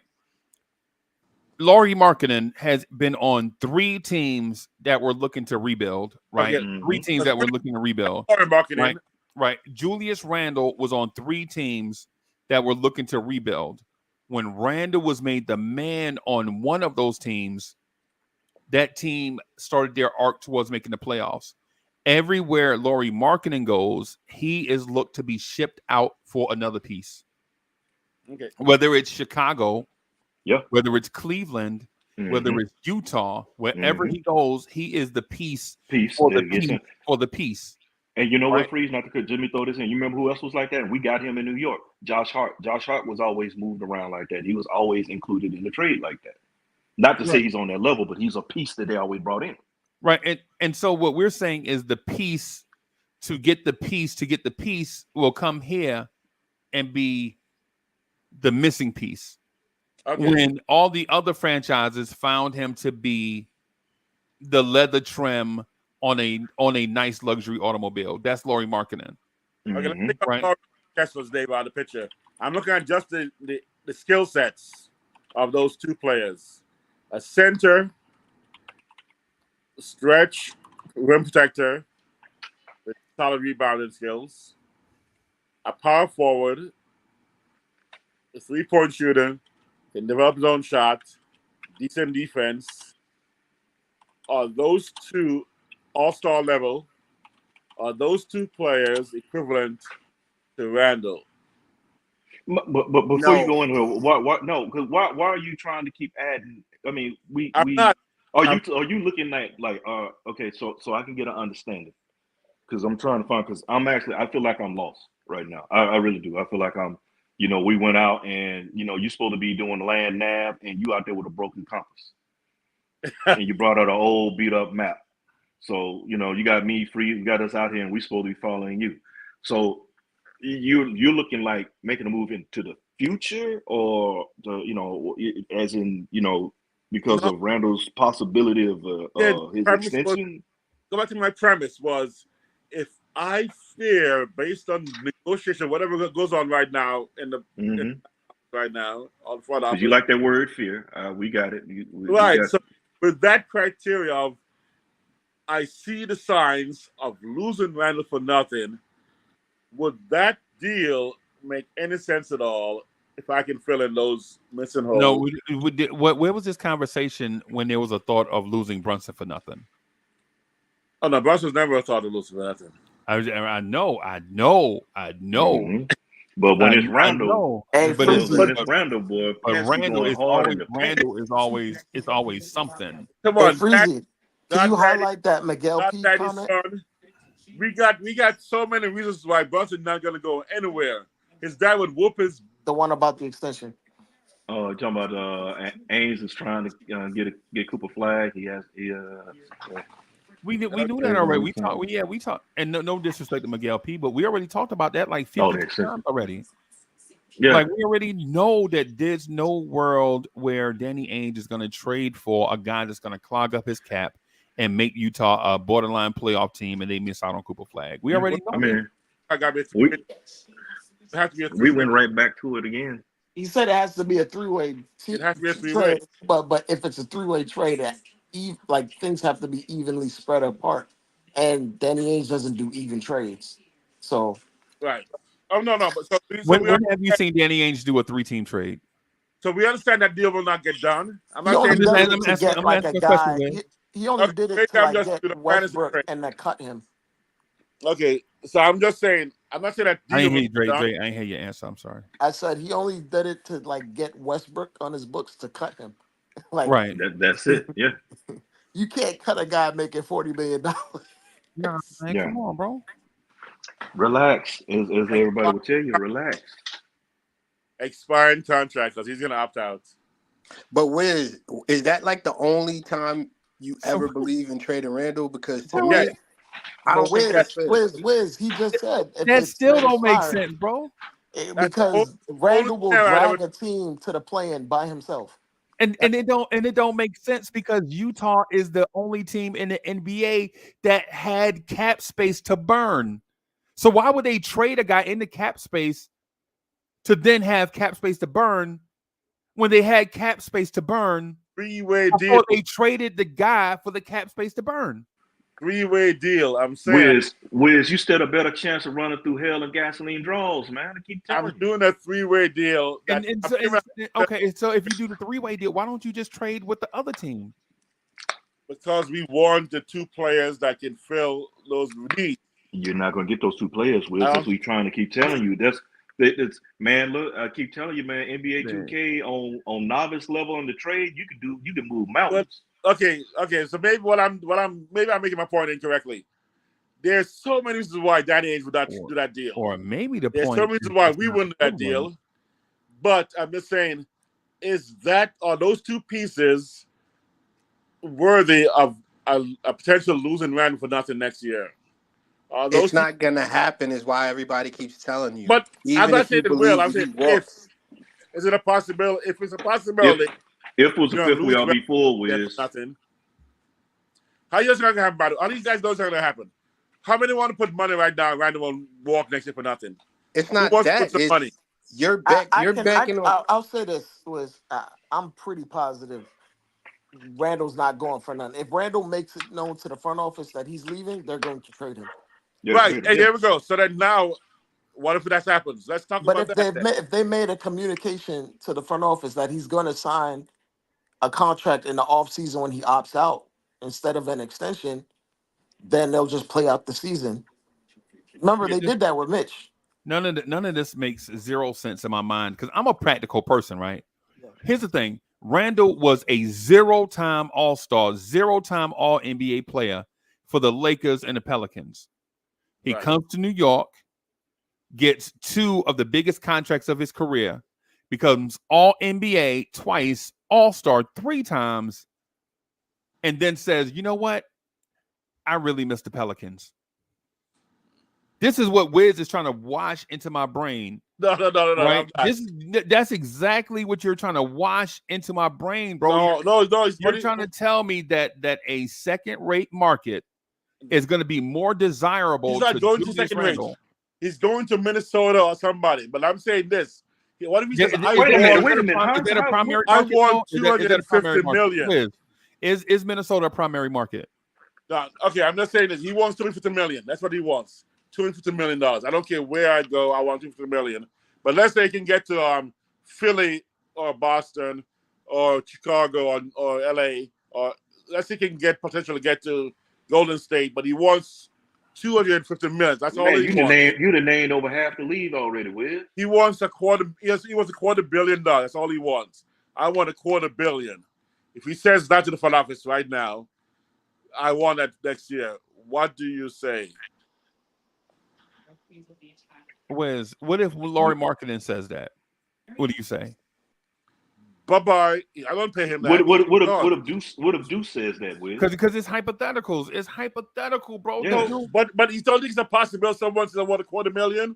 No, $1 billion? Wiz, you trying to convince me that anything is possible, and I'm here to tell you that anything is not possible, bro. Just because Kevin Garnett said it after he won the championship, man, don't mean don't make it gospel, bro. Yeah. Anything is not possible, bro. Okay, so you're telling me Julius will not ask for $250 million right now?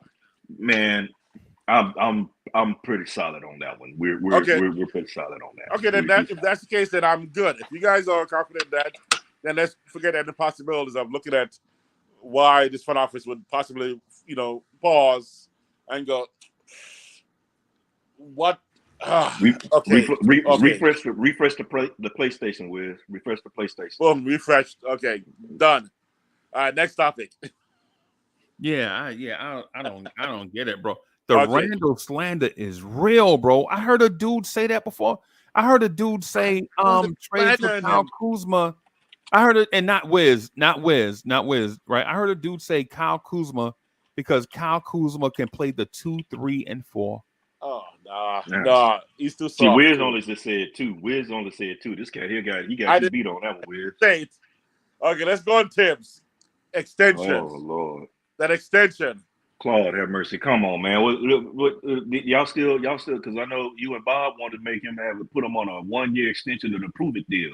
No. I did it with Tibbs. I said he signed Tibbs for 2 years. He gets a 2 years guaranteed and a third. And a third year Prove It. And, no. Because the thing is I don't know if the front office wants to move him up into the front office. That's why I said give him that third year. No, you was talking that Prove It thing too. Now I remember. Not with Tibbs. I was a guy that with Tibbs.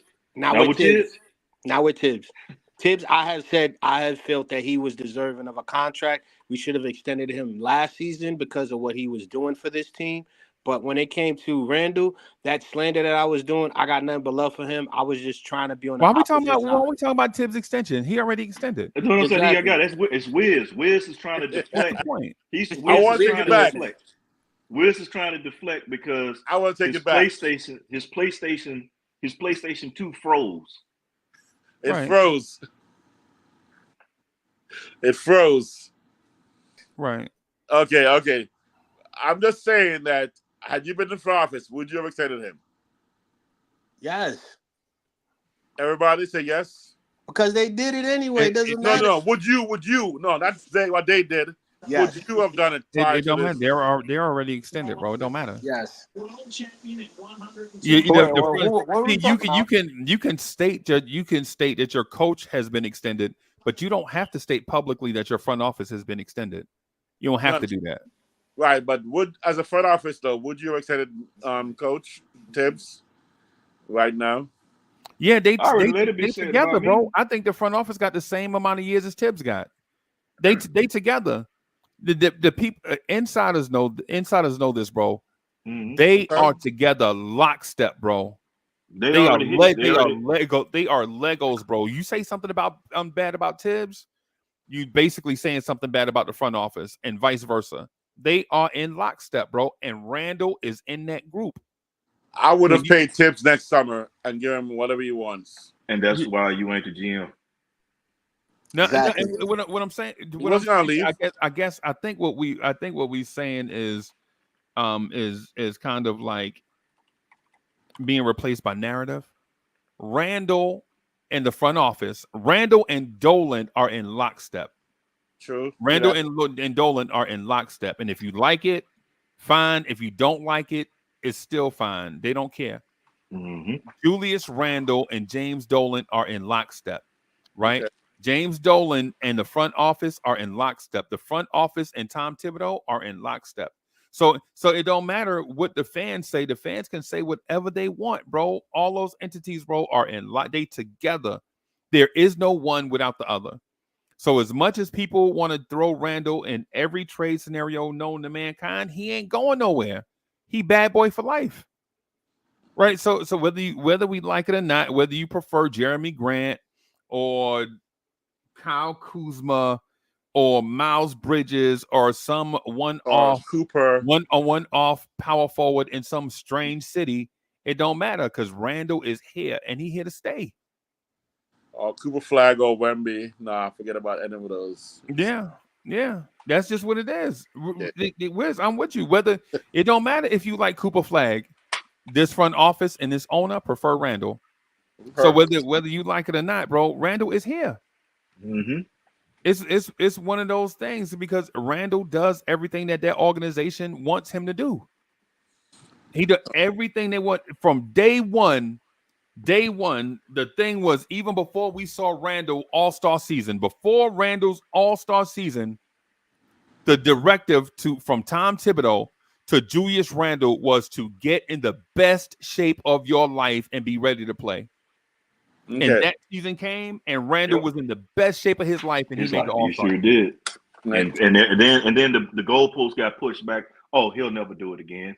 And then what he did it again. Right, yeah, bro. It don't matter, bro. It don't matter to to the fans. We have to move on and talk about different stuff, bro. Okay, let's do it. Let's trade Deuce. Deuce McBride ain't going nowhere, bro. He in Look, lockstep with the front office. Yeah, Thank you man, very look. much. He did everything. He did everything they asked him to do. He ain't going nowhere. Okay, so right now, everyone agrees we are locked down, point, two guard, small forward, power forward. We've got the team we need. Everyone agrees to that, right? Hey, let me ask you this, Wiz. Where are your questions coming from?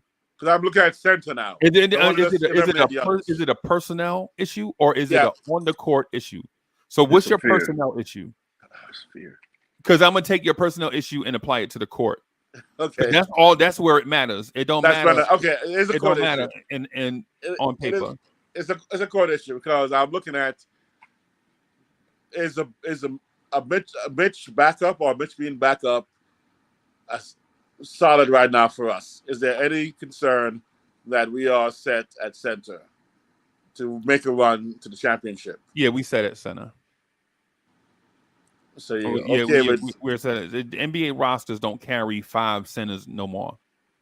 So you're okay with Sims and Precious? That's what we're gonna be rolling with for right now. Because my whole thing is and Huck Party. Yeah, I said I was skeptical, had my beef with the front office and stuff like that before, but then this is medication I found and I took it. It's called Shut Up. And I took it, and life has been good since I take my medication, my Shut Up. Some folk need to take it 3 times a day. I took it once, once in the morning, and I've been good because Leon Rose and Tom Thibodeau, like Uncle said, they're locked, and let them do what they got to do. Each year we've gotten better, with the exception of the 1 year when we had with the Fournier and Kemba. That was the worst season he had. Other than that, you seen not just gradual progression, some serious progression. Let them figure it out and work it out. Mm-hmm. I'm down in San Diego. Mm-hmm. I'll come down for some of that medicine, man. I need some. I need a lot. Mm-hmm. Hey, I need a lot of it. You going down or you come on down? We got that here. Center right now for me. Hey, use your TRICARE, use your VA benefits. You can get all that, man. We got you.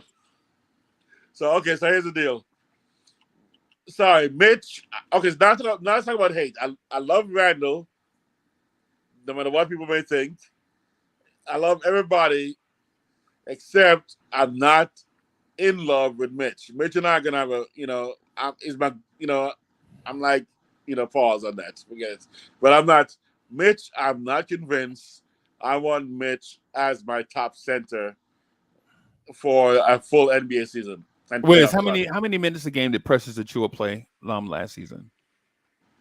During the time that he actually got playing No, time, no, I about mean 12 no, minutes. on the entire season. How many minutes per game do you think he played? I think 8 to 10. 8 to 10 minutes a night, right? I think so. The Yeah. actual number is 24. Nice. Right. Okay. And in the playoffs, right?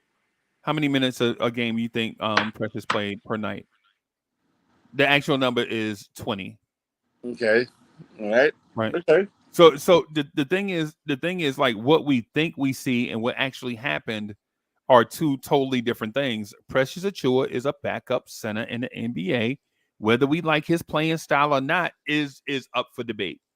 That is the issue, not the fact that the Knicks don't feel like they have a backup center, because Precious is a backup center in the Knicks' mind. Okay. And for everybody that thinks that Precious is going to come here and get valuable backup 4 minutes, y'all bugging. Right? Precious Achua is not going to get a bunch of Precious backup, for no pun intended, valuable backup 4 minutes. He's not. He's going to be a backup center. He played 20 minutes a game in the playoffs at center, and he played 24 minutes a game. And now, were they up and down? Of course they were. They were up and down minutes during the season, right? Because there were stretches that he played more than Hartenstein played, right? Because he earned those minutes. In February, that man averaged 12 and 10. Okay. Off the bench. I mean, not well, some off the bench and some not. Right. But you get what y'all get what I'm saying. Facts. There was a stretch where Precious Achua was legit playing 40 minutes a night last season. These are facts. February, that man was playing. I'm gonna give you the accurate. Precious Achua in February played 38.7 minutes a night. He averaged 12 points a game and 10.7 rebounds, 1.5 assists, 1.5 blocks, and 1 steal per game. And he committed 2.8 fouls, and that's in 38.7 minutes. And the only reason that minute total wasn't higher is because in the last game, the game on February 29th, that man only played 26 minutes. For the rest of the month, these are the minutes played for Precious, right? In February. 43, 42, 40, 41, 43, 39, 43, 38, 34, 34, 40, and then 26. Mm-hmm. So to think Precious is not going to be in that center mix? I didn't say that, by the way. No. I didn't say you said that. Okay. I didn't say you said that. I'm talking about for the people that think that we don't have a backup center. I think we got to relax. Precious is the Knicks' backup center. My concern is how many games and will Mitch play this season? That's my concern. And I just how many games will Brunson play this year? 75 regular season. So we're guessing because we don't know, right? I know, but based on history, which I tend to study history because I'm doomed to repeat it if I have not learned my history. My concern now again is Mitch playing over 70 games for a season leaves the possibility of Precious needing to have a backup to him. But Precious stepping in there as a starter would not bother me. His backup is what bothers me, and I'm in a Sims hive. Huck 40. So center depth is the issue. It's not Precious. It's not Precious, exactly. Isn't Precious a Mitch depth, injury. though? Mitch injury with a depth, with a lack of depth, yeah. But isn't he depth though, because he's given us the small ball 5. We have Sims and we have Mitch plus Hakaporti. That's 4 centers that we have. Huck Porty, yeah. I'm saying like we could bring him in too. So for me, I'm saying like Precious to me is the support you need because here's the thing. Mitchell Robinson, you're worried about injuries. We have Sims, and then we have, like I said, we have Precious. I'm Sims and sorry. Hakpoti right now are not NBA ready for me right now, and I'm a But Sims hive. but you can't say that because 2 years ago, look at what Hartenstein was, and look at how well he developed in the system. You don't know How that. I Hart was an NBA player 4 years ago. Okay. He wasn't. He was a starter. I Hart could play then. I'm not. I mean, I'm I not gonna Hart could put play out. I'm 4 not. years ago. I watched him when he was with the Clippers He was and what ahead he of could do. where Sims right now Yeah, has to make a big step right now for me to. And I'm Sims hive. I want Sims to find a way yeah. to stay on this team, but I cannot put my trust in Sims for 20 games during the Yeah, season. I'm not. How I'm not you out just there. I'm not you out can't there. say that. You just said you want him to do well, but you don't have faith in him doing well in 20 Yeah, games. you know How what does I that want? work? I also want my wife to do anything I say, but I know the reality. She don't want to do anything I say, but I say get over here, get me Bro, a beer. my wife from the Caribbean, bro. If I say that, I walk in here with a machete in my throat. Exactly. So Would you? Hey yo, You I wouldn't do even not finish the approve that sentence. message, bro. I do not approve that message. Neither do I. so, You wouldn't even finish that sentence. I need you to get dead. so, Funeral tonight. You ain't so what finished I want, nothing. what I But no, want, see, or no, what I but see, kind of know is listen going to to be what the you just said result of though. two Is different My things. wife from the listen to what you Caribbean, just bro. said though. I have a Well, machete in my neck, and she'll give me some juice to make it better. Yeah, Yeah, 10 look, years, now, nigga. now I look. might I'm. make a joke where once in a while I go to my wife and go, "Woman, get over here," and she look at me and she does it anyway. Am I how's that happen? Yeah, but what I want and her do that every time I say that, and her doing it. So this is Sims. I want Sims to be, a larger one, but what I kind of expect is Sims to be a little bit better than he was last year, which is not even to me that's And solid enough. Well, what do you guys think about the other center we got? and what I That's been Party, in the leagues. No, other than Hawk Porter, the other guy we that had before, precious. Scap. Scatadule. Yeah, he played Skapensev. He played for us. He Yeah, played for us last year. he Yeah. played last year. So everybody's you. And see, this is what I'm just bringing up because we're looking at the brand new shiny. Like, ooh, no, you little kid, and you had that. You had look. You was brand new kid, and little kid. You had the GI Joe, and hey, you had Stalker, but all of a sudden you had Stalker. He was your favorite one to play Right. with. But then, hey, Pop bring in Snake Eyes. You forget all about that. That's what we doing a lot of. Ooh, we got this. No, there ain't nothing wrong with that. But all I'm saying is, look, you worried about, and you said your magic word because we look.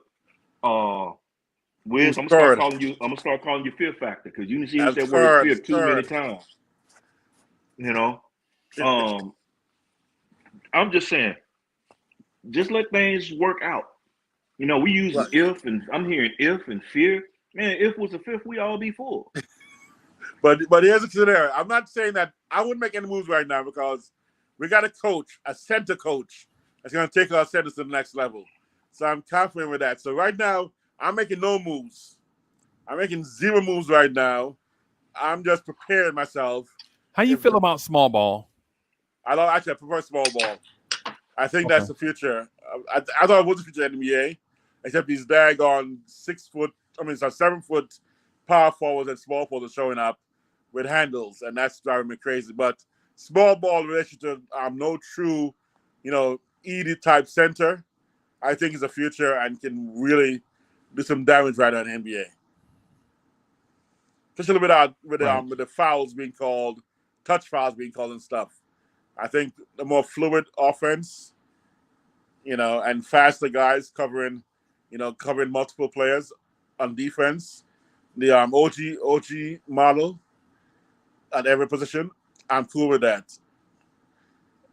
I'm actually very happy. That's why I love Precious. I think Precious, in fact, I'd rather Precious than Mitch some cases.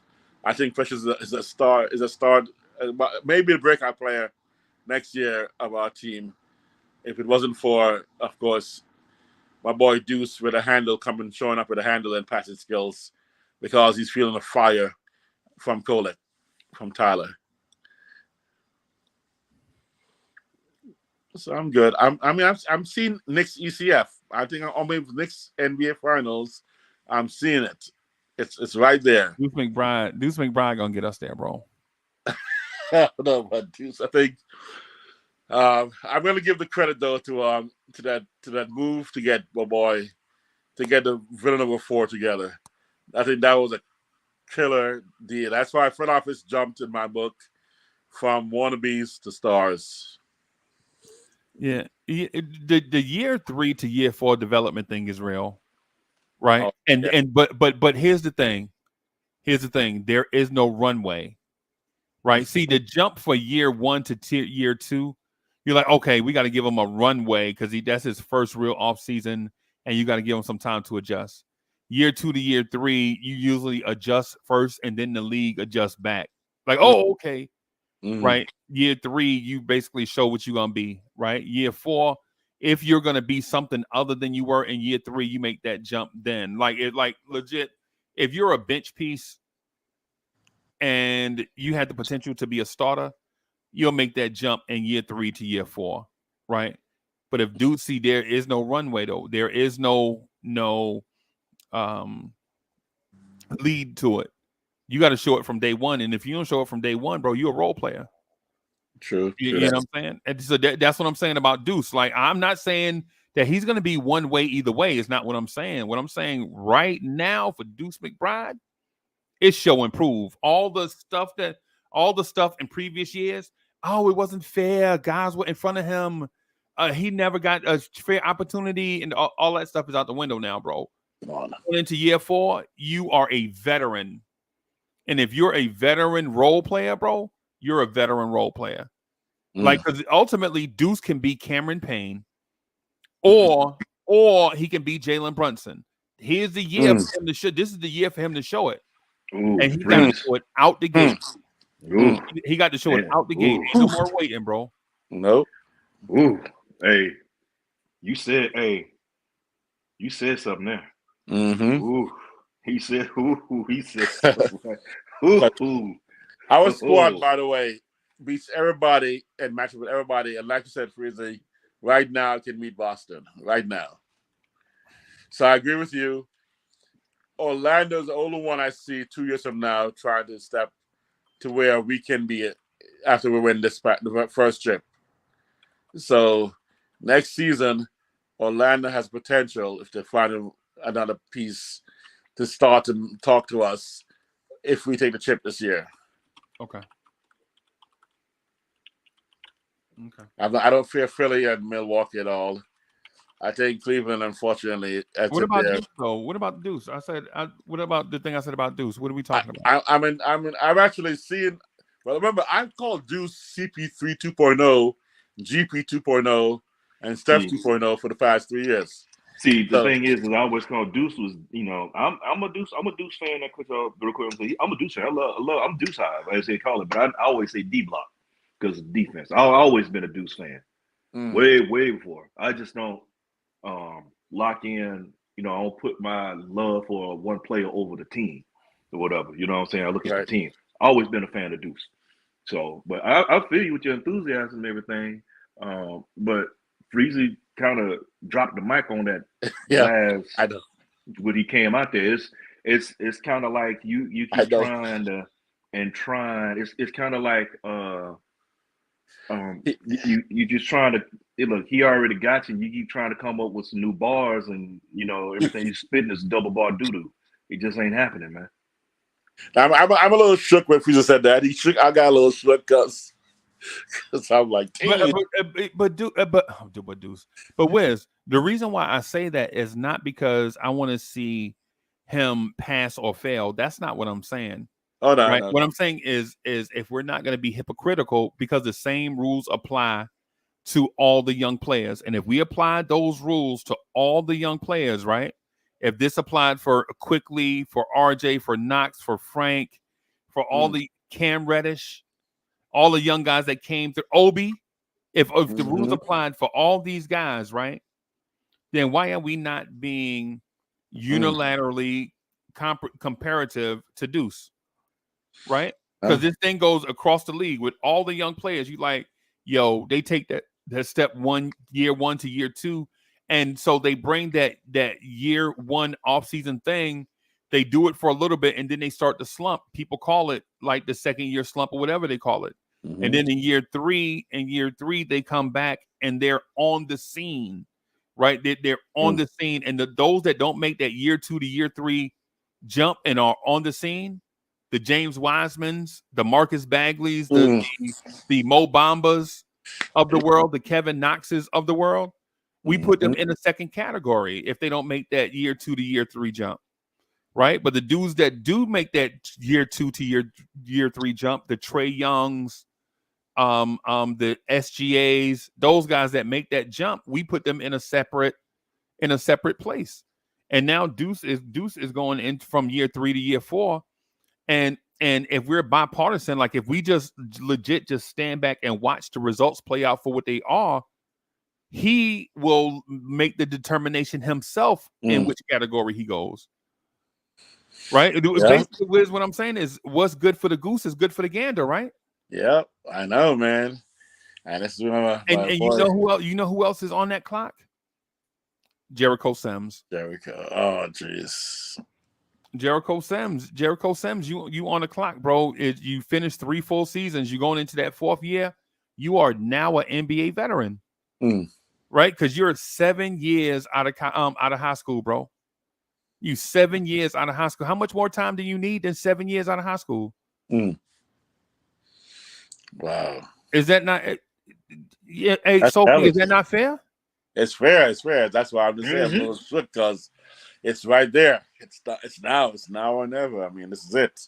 You got to face it. You got to step up, man.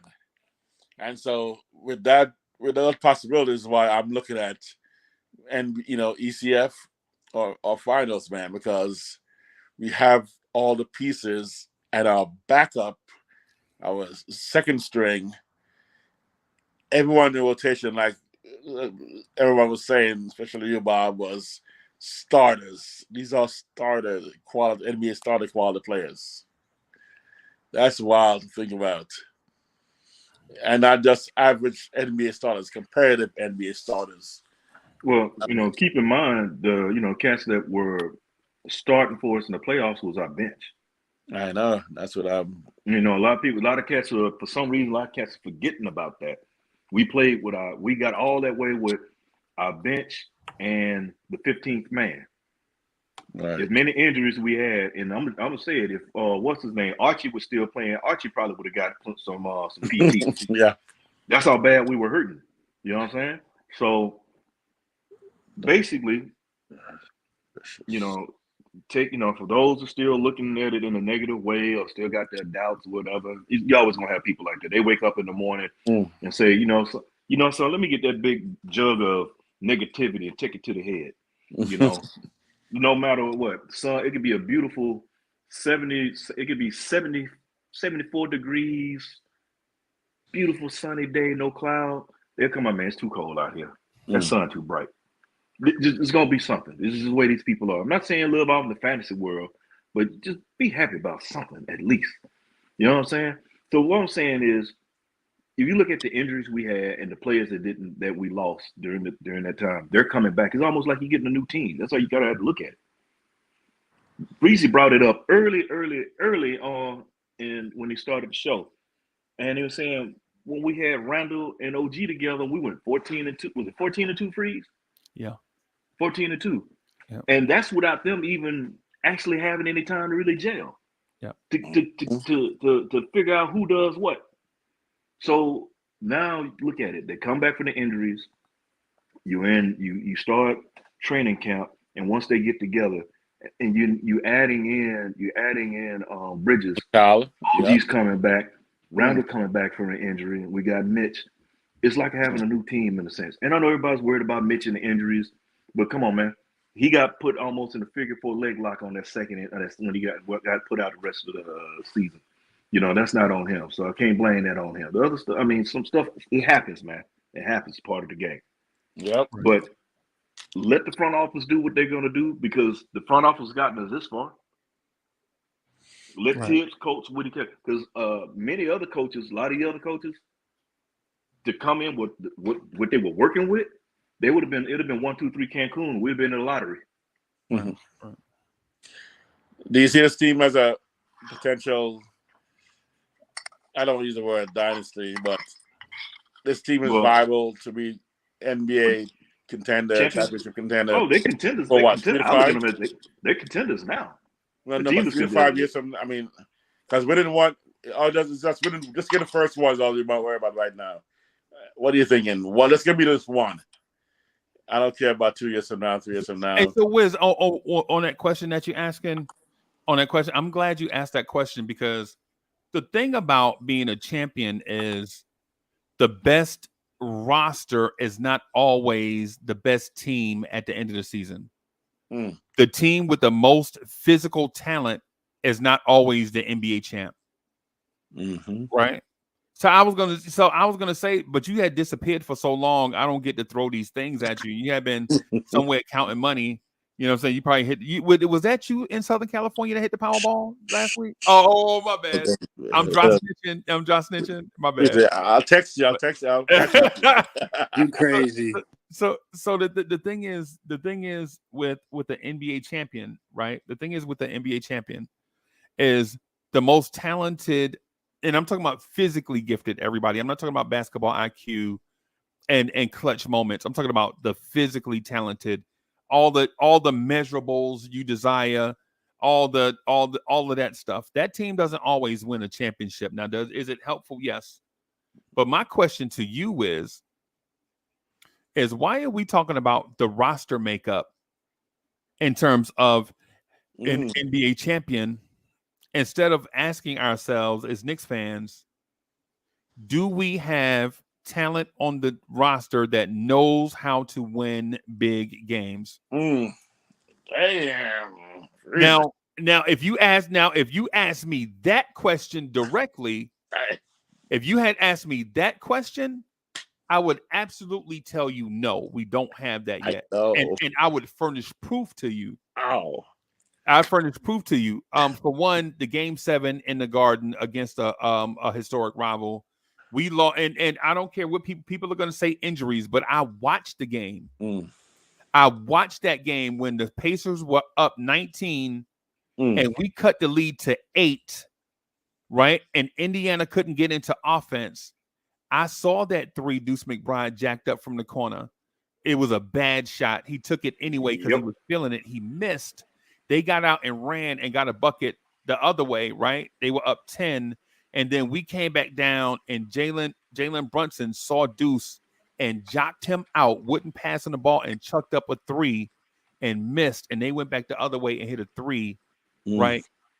And they were up 13 after we cut the lead from 19 to 8. Remember when Burks and Deuce were on the floor and we cut the lead all the way down, and then we brought Jalen Brunson back in? And then we had those 2 bad plays, and the lead got back up to 13, and then we could never get it back. We could never go on another run. Yeah, they kept holding us off. They stalled us out. I saw that happen with my own eyes, bro. In that moment, that 3 that Deuce took in the corner, bro, he didn't have to take that 3 right there, bro. I know you were feeling it, right? Bro, heat checks and bro, you can't depend on heat checks and daggers in moments where you down by 8. In Game 7, you have to work for the most efficient shot. And Jalen Brunson saw the lead get back to 10 and came back down and shot he was smothered and shot a 3. Oh, man. Bro, you the shortest dude on the floor. And you know Josh Hart hurt. Remember Josh Hart had the abdominal injury? The abdominal, Yeah, he had the abdominal injury, right? So you know Josh Hart, and you know you. And then when he shot it, the look on Dante DiVincenzo's face when Dante was open on the opposite wing, when Dante was on fire. Dante, at that point, I think Dante had like 28 points when that happened. Dante was on fire, and Duke didn't pass the ball to Dante, didn't even let him touch it. And then Brunson came down and didn't let nobody touch it. and shot a 3 over a taller defender and missed, and they come down and hit that basket. Right? In that moment, listen, if those shots go in, we having a different conversation. If Deuce hits that 3 and it's a 5-point lead, Indiana got to call a timeout, then okay, we got to live with, we'll live with that. But then we also have to live with the opposite thing that happened. Right? We living with both results, right? Because if Brunson had hit that 3 over a taller man right there and the lead is cut down to 7, Indiana call a timeout to stop the run, we live with that. We take that too. So we taking the good and the bad. What I'm asking Wiz is, do we have what it takes on the roster to be clutch in these clutch moments? And here's another one too. Just another one, just in case that one might seem like a one-off to you. The Knicks legit are holding Indiana in game 3, by the way. In game 3, the Knicks are holding Indiana's point guard, can't even get them into offense. Our defense is smothering him.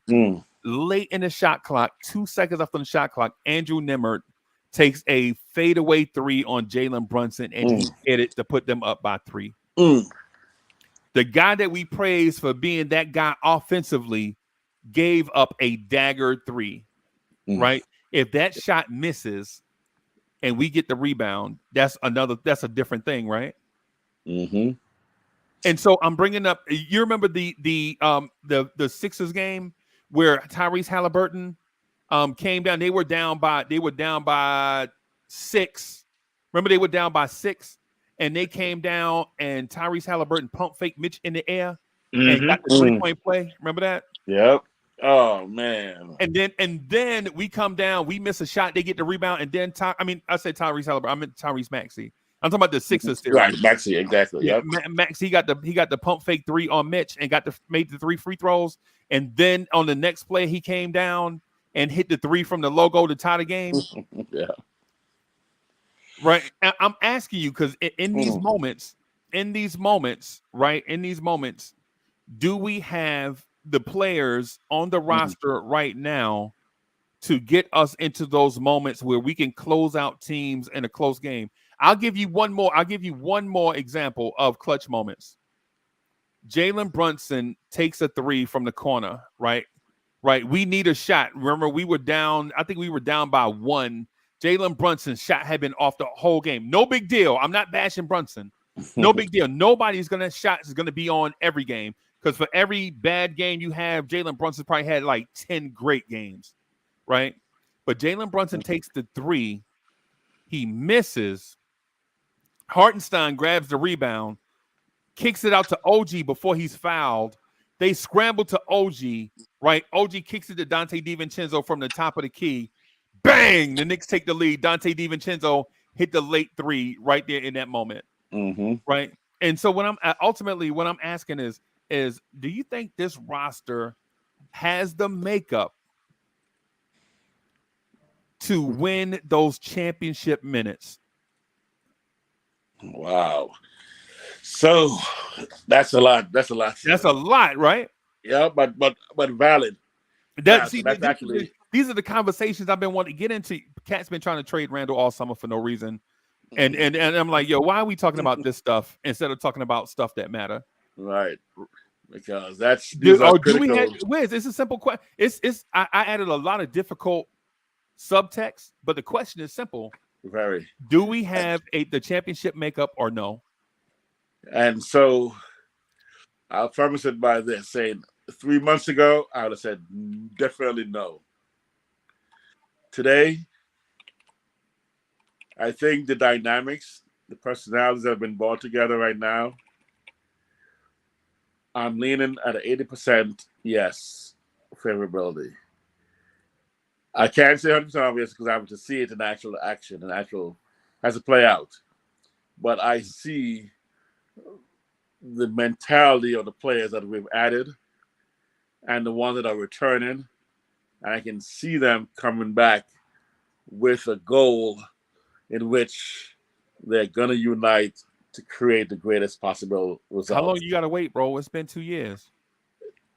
Yeah, but the Mikal a recovering Randall after knowing what he can do and watching team from outside looking in. A healthy OG and a polished Dante, Deuce, and Hart that have been sharpened in fire. I think but Wiz, they were sharpened in fire last year against Miami. Remember the Miami series? that You remember was kind how of the Miami series ended?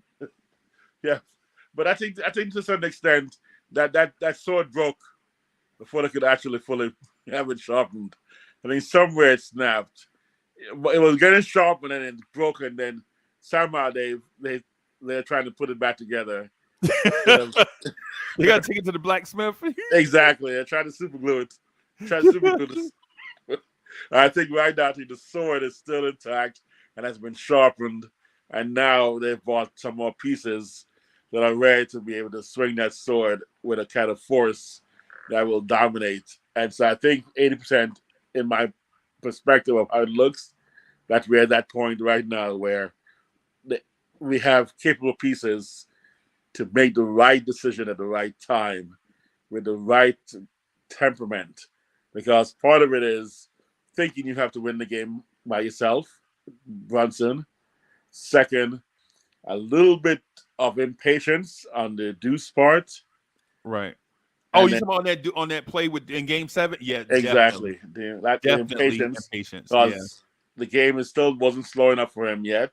It yeah. slowed down for him, but now I think it's going to get even slower. And the hot hand was open on that play. And then Remember, the hot hand was exactly. open on the other side of the floor. The unselfishness of looking for the hottest hand and open person to and then recognizing who. Because if you have a choice, if you have Dante on one side and he's hot, and you have Deuce on that time, but he's been so where they're both wide open because both of their defenders kind of like almost thought, let's get Brunson as he fakes a drive in and he got additional one. You got to choose Dante, and he'll make the right decision to go to Dante in that circumstance. And I feel now we have the temperament and the mentality and the confidence of the players around them to give to the right player at the right time to execute. So the answer is, since I'm 80%, I'd say yes. So, and in that game that you mentioned, just for GP, Dante DiVincenzo hit 9 3-pointers in that game. I know. I remember that game. I know. Oh, Dante hit 9 3. Now, I'm not talking about he had 9 3-pointers up until that watershed moment. I'm just saying throughout the game he had 9. Right. And it wasn't just 9. Was he 9 for what? 9 for 15. He shot 60% from 3. Exactly. Exactly. It wasn't just like he shot 9 for 25. Right. 9 right. for 15. Yeah, he was 11 for 21. Exactly. Right. And you know who else cooked in that game? You know who the second leading scorer of that game was? My boy. Alec Burks. Oh, Alec Burks absolutely cooked in that game. Was on that game too. Oh, he man. absolutely, him and Deuce. That's what I was saying. When Jalen Brunson was in the game, they had the big lead, and when Burks and Deuce played together, remember I said this a few minutes ago. When Burks and Deuce were together, they cut the lead all the way down, and then they took Burks out of the game to bring back Brunson, and then the lead ballooned back up. And I'm not saying Brunson's at fault. That's not what I'm saying, everybody. No. What I'm saying is this actually occurred, right? So I'm not knocking Brunson because Brunson had been the Knicks' best player for a year and a half, easily. Brunson's been the Knicks' best player for a year and a half, right? Yeah. But clearly Indiana saw something that they felt like they could exploit, and they exploited it on our home court. We lost.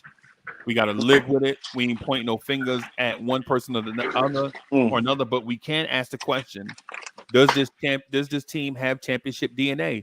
And for people that talk about what people did at Villanova, I don't want to hear it. Villanova has never won an NBA championship, right? Villanova has never won an NBA. I'm asking if the makeup of this team, all 15 or 18 guys plus coaching staff plus front office, do they have the championship makeup? So, Finger, you was gonna jump in on that?